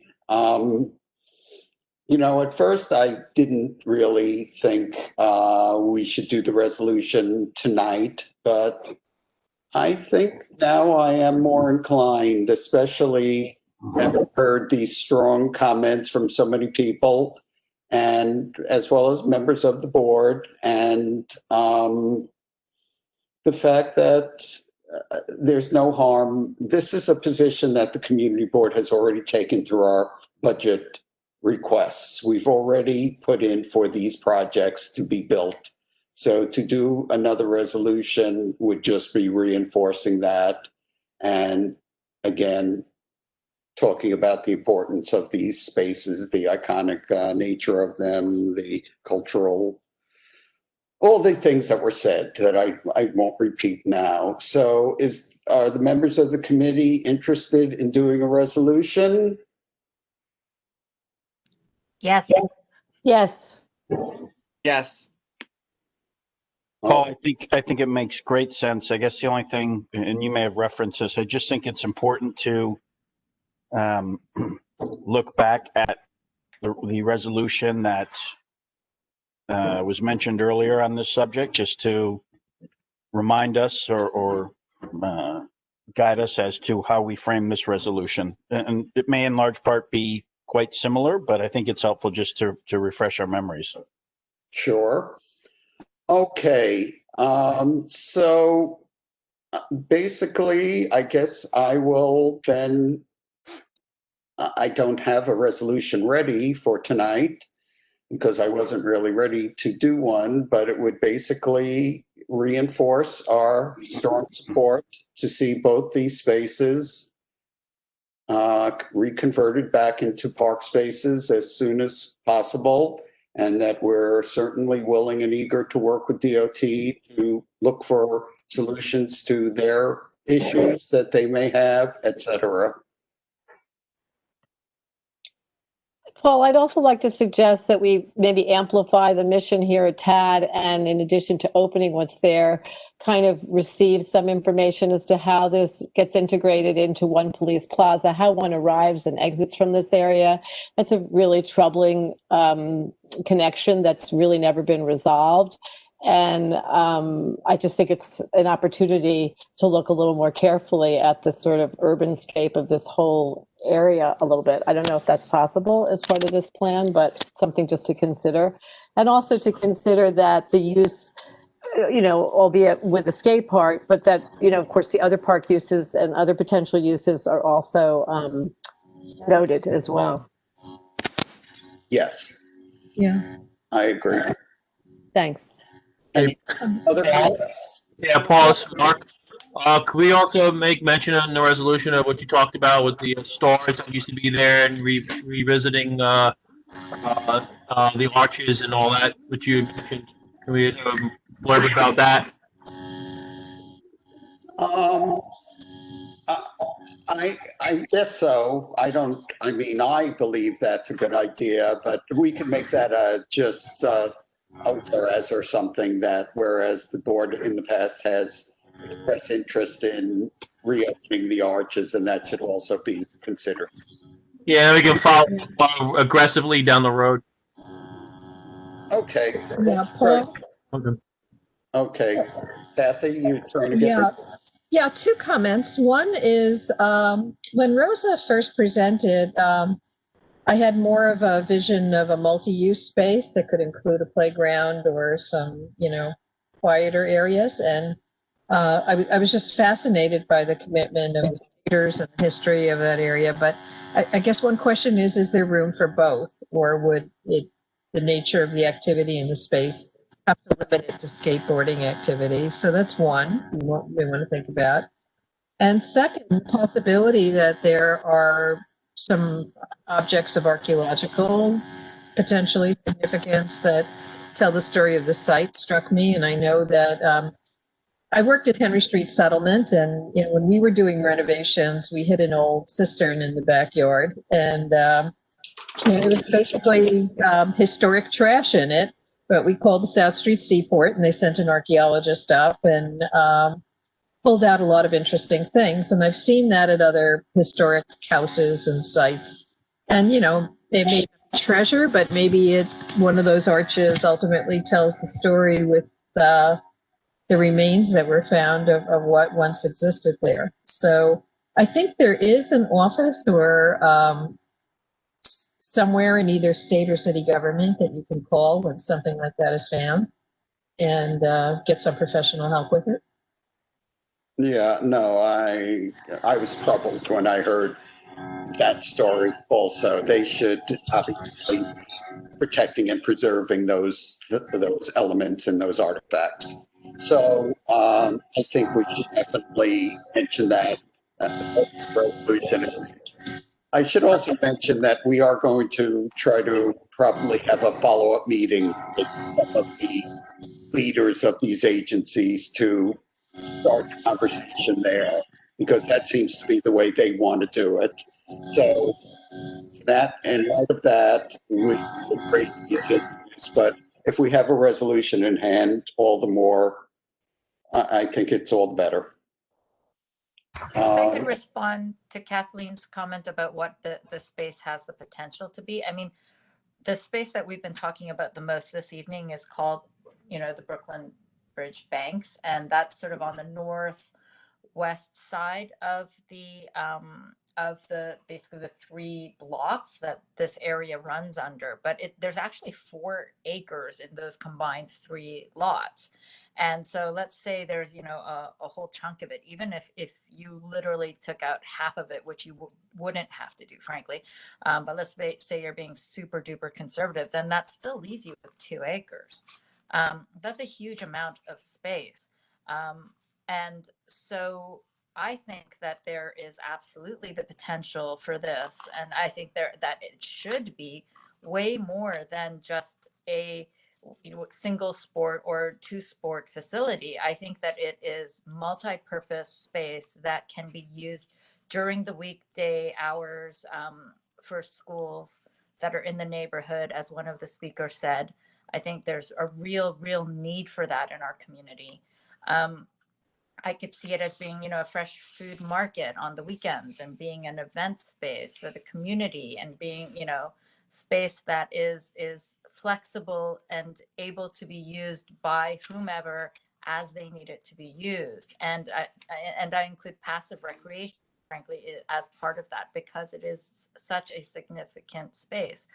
And I would also say that the vaults and the passage area, between the sort of the north section and the south section provides for a lot of varied experiences of it, all of it with, these amazing views of the bridge and the water out to the Brooklyn side. I mean, it's so special, but frankly, it's just a dump right now. It's a parking lot dump.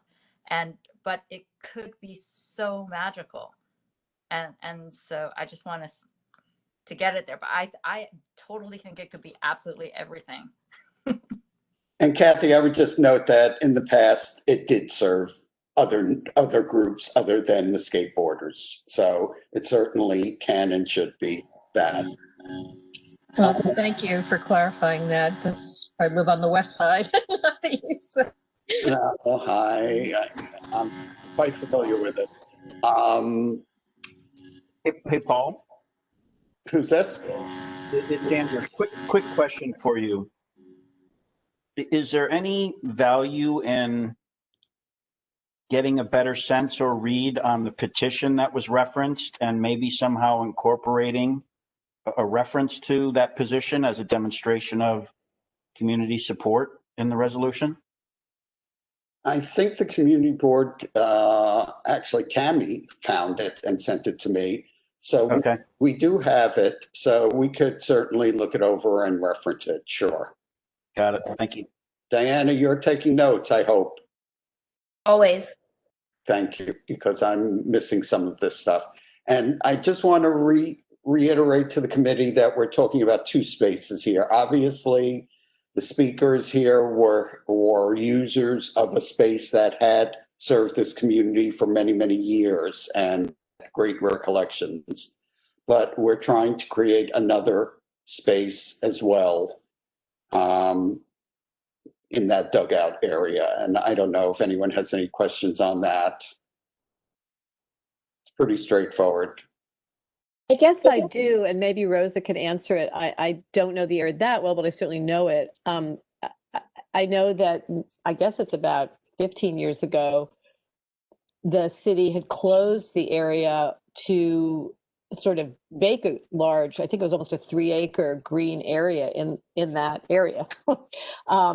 And at that time, I think it was Steve Rodriguez that, worked with the city, if I'm not mistaken, with the Parks Department to ensure that the area would be skatable. So I would be interested at some point if we could be provided with a plan that just kind of lays out where all this is and how one gets from, street level to plaza level and all of that, just so that we can kind of get closer to, understanding just that point, Paul, which is where the park would end and the other park would begin and such. So I don't know. Anyway, that might be helpful to all of us as you go forward. Just And have some sort of visual. I see the petition is now posted in our chat. Got it. When this was open, was it under Department of Parks purview? No, I think it's always been DOT. No, maybe I'm wrong. I thought Parks was involved, but many years ago. I can't be certain, so don't hold me to that. I don't recall 100%. All right. Does anyone want to just take a quick look? Diana, why don't you just put up the slides of the other place, just so people know what I'm talking about.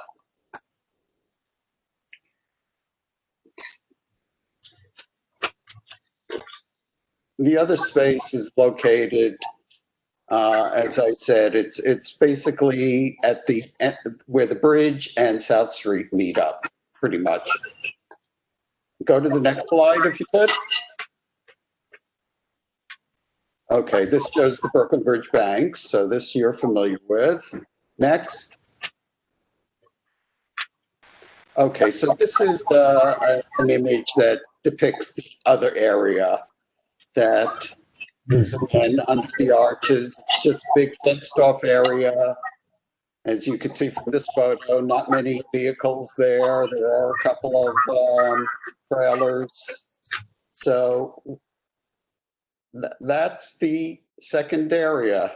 I think we have one other view of it if you want to see it. Doesn't really show much, but just shows that, there's the gate as you drive down Robert F. Wagner Senior Place to access that space, and gives you some perspective.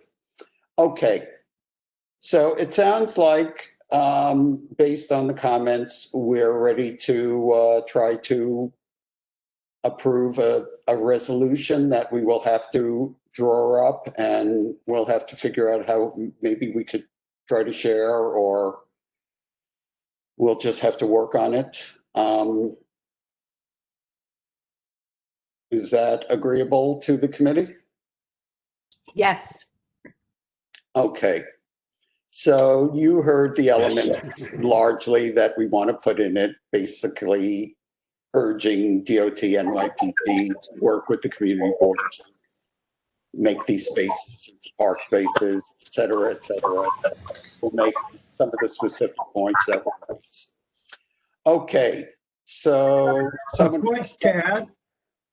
Yes. I've never been a skateboarder in my life, but I can tell you this, stopping there and just watching the thing was beautiful. It was a ballet in motion. And it's just happening right there on our streets. And I think that's worth saving. That's all. I agree. Okay, so does someone want to second the resolution? Second. Okay. Okay. What's So the resolution?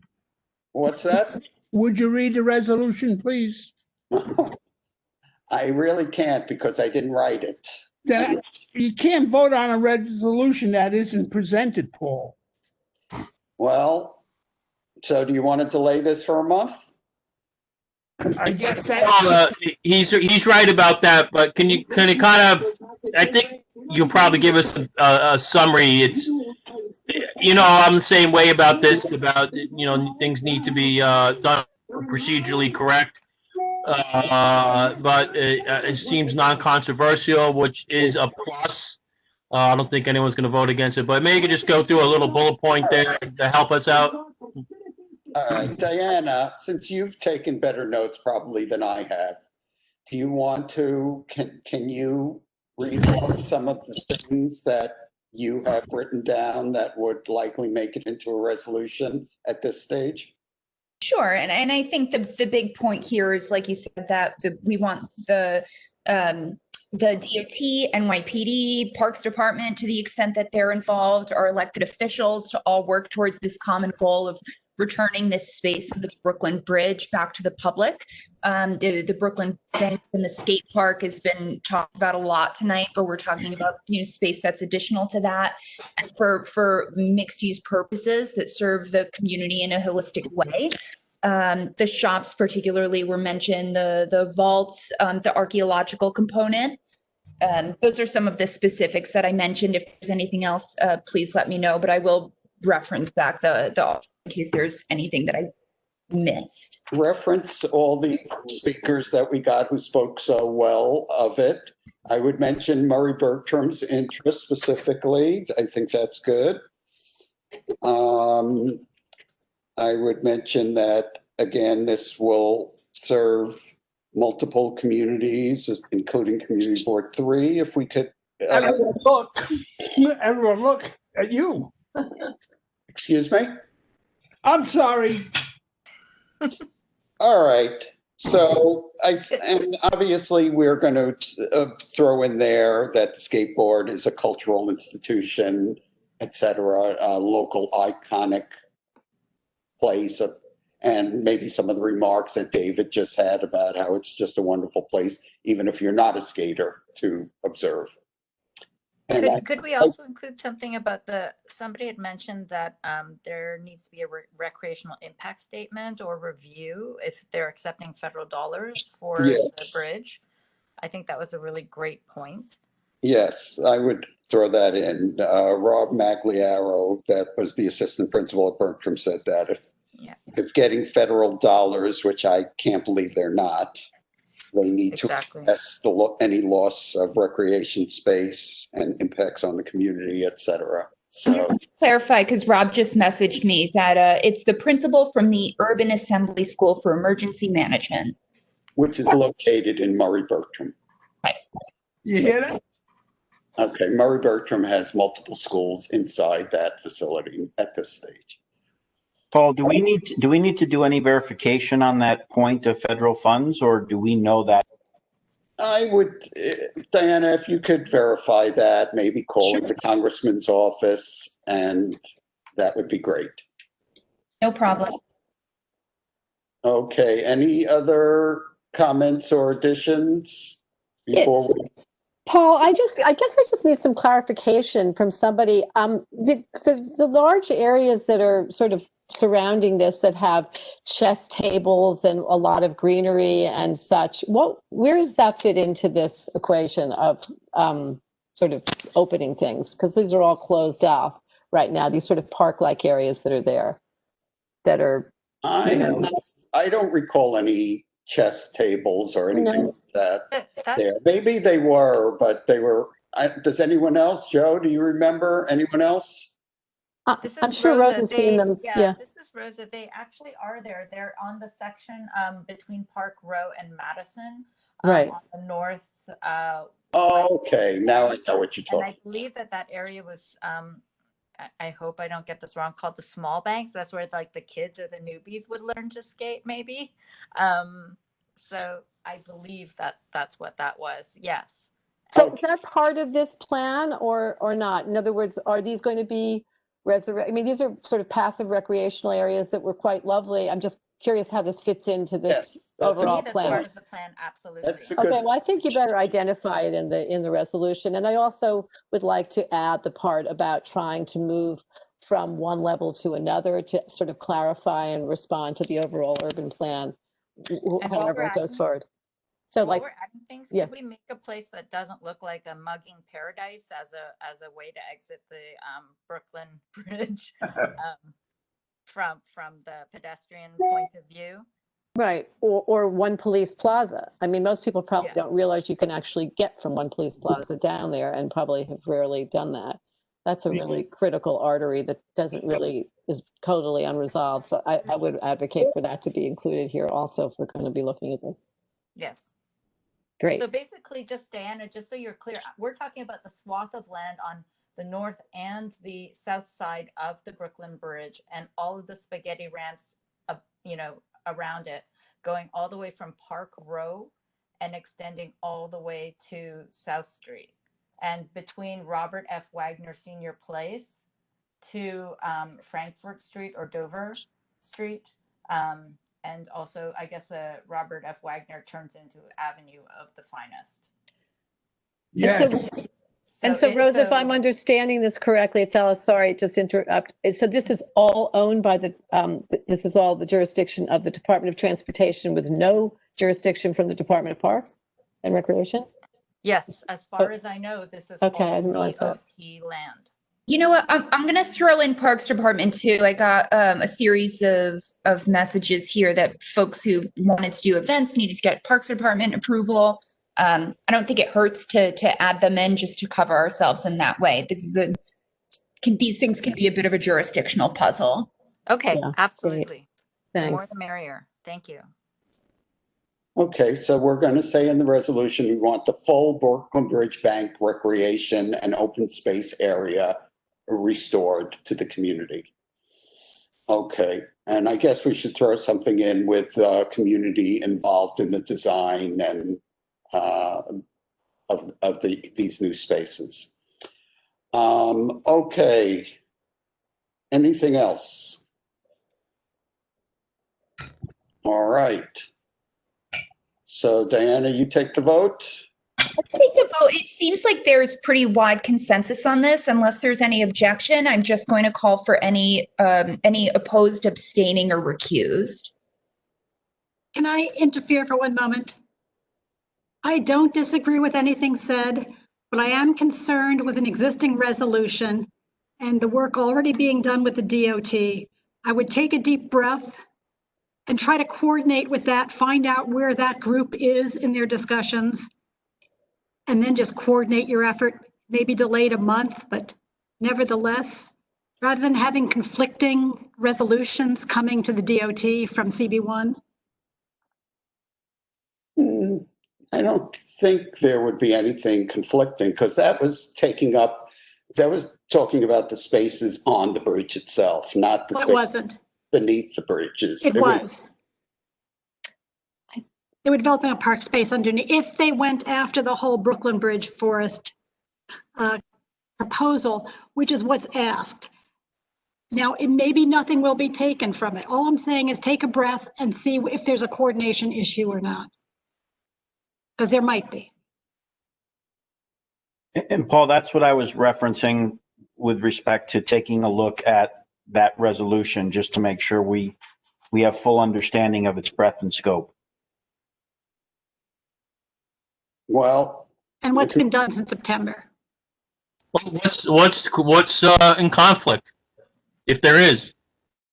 I also thought it was only the top part of the bridge, but as Oh. Betty says, it's all of that encompassing area.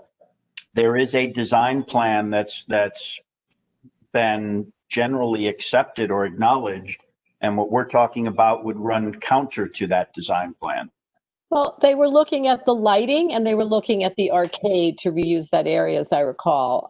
So, you know, it wasn't about a recreational piece, to my knowledge. But anyway, I don't know what There was it's a certainly 5-acre a valid park. point to look at the resolution. I Yes. think that's, yeah.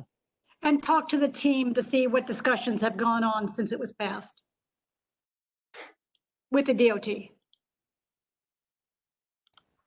Is it And possible to and it vote? may be that we end up with a conflicting resolution if that plan that Betty's referring to doesn't save the skateboard area. all right, you want me to read you that resolution? Not for nothing, Paul, but it's been called to question and seconded, and we shouldn't even be having this discussion. Well, that is true.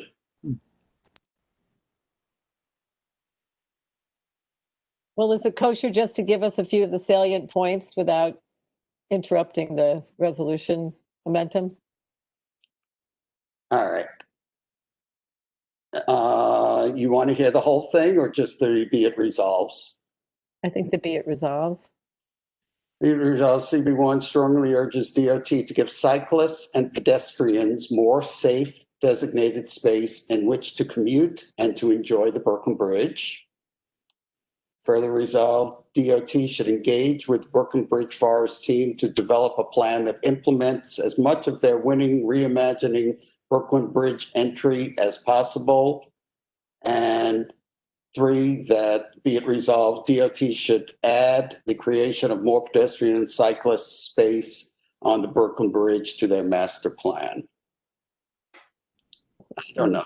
It doesn't seem to be anywhere in conflict with what we're trying to accomplish here. The second bullet potentially does.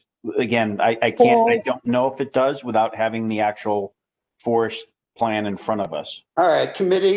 Paul, if there's a problem, it will come up at the board meeting. So we can get on with this, vote on this, and if there's a problem, yes, and from a procedural standpoint, the question has been called and seconded. So with that, I guess I will just put it to a vote. Okay, given all that, I'm just going to do a full roll call so we make sure to do this precisely. Paul Goldstein, Yes. Andrew Zelter, Yes. Mark Amoruso, Yes. Alice Blank, Yes. Rosa Chang, Yes. Wendy Chapman, Yes. Kathleen Gupta, Yes. Elizabeth Lamar, yes, Joe Lerner, yes. Dennis Myhalski, Yes. Anthony Notaro. I don't think Anthony's with us. Bob Townley. No, Bob. Richard Corman. Yes. David Sheldon. Yes. Okay, it is unanimously in favor. Okay, thank you, committee. Thank you, Diana. Thank you, participants. Okay, so with that, we do have one additional item to go through. That is Hudson River Park Advisory Council recent meeting regarding Pier 76.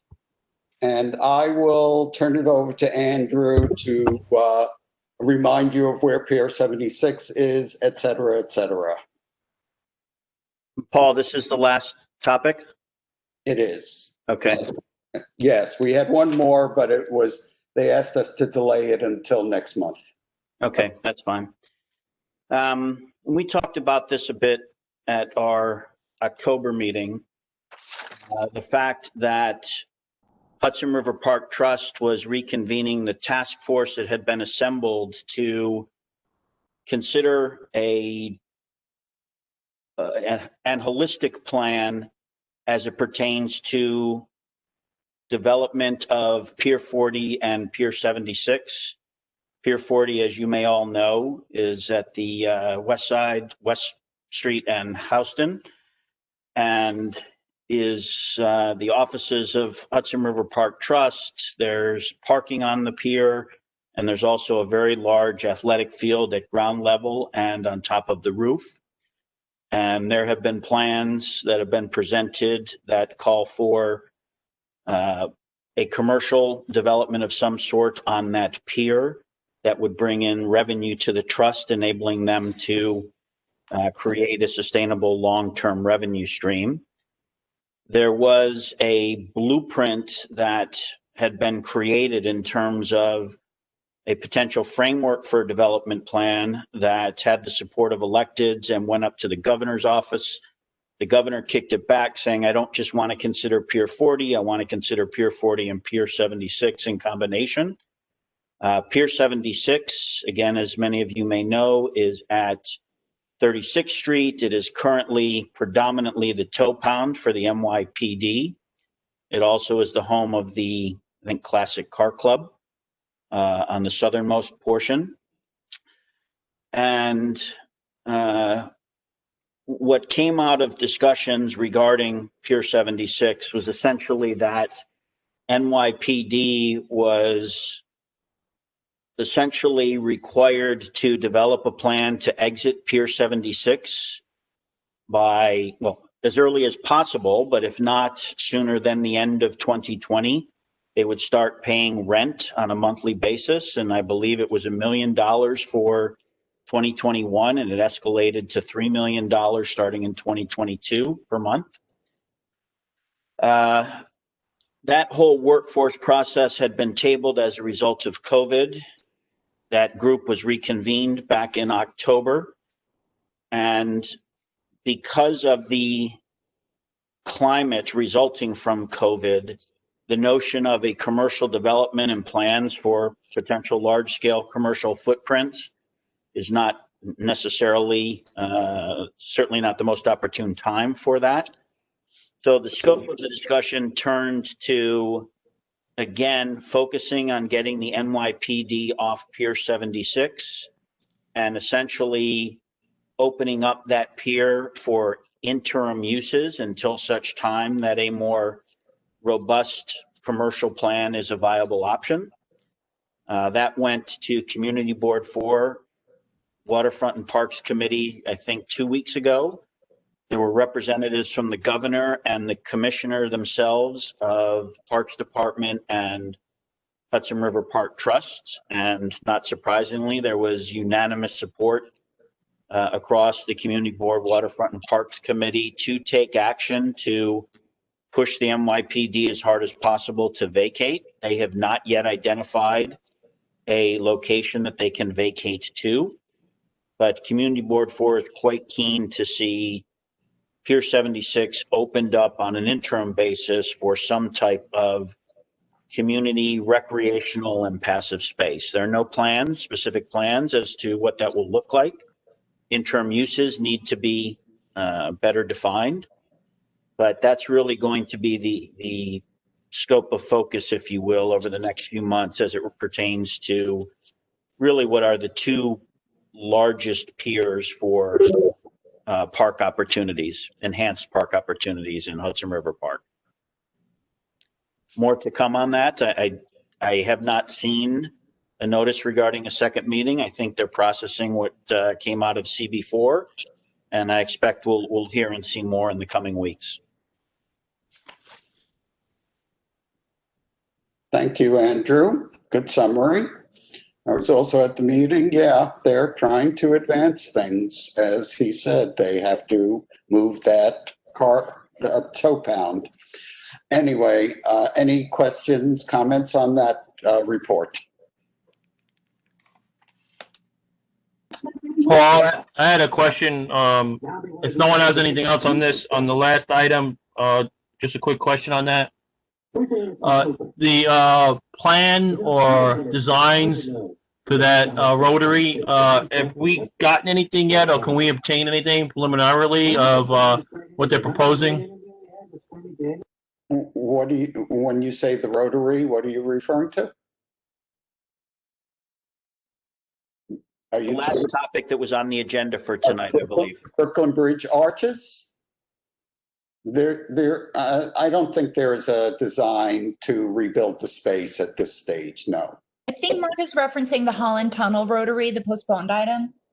Oh, is that what you're talking about? Yes. Did we have anything on that can be emailed? I don't want a discussion on it. I just want to know if we have anything. No, the applicants just asked for another month to, that they would be better prepared to do that presentation in December. So I agree. Maybe Diana, I don't know if you can maybe contact them and they can maybe give us some preliminary heads up on what we're going to be seeing, if that's possible. Sure, I can reach out to them. Thanks. And just a heads up, I believe there was a story in the Tribeca Trib on what they're planning there. So I'll look it up. Look for it. Okay.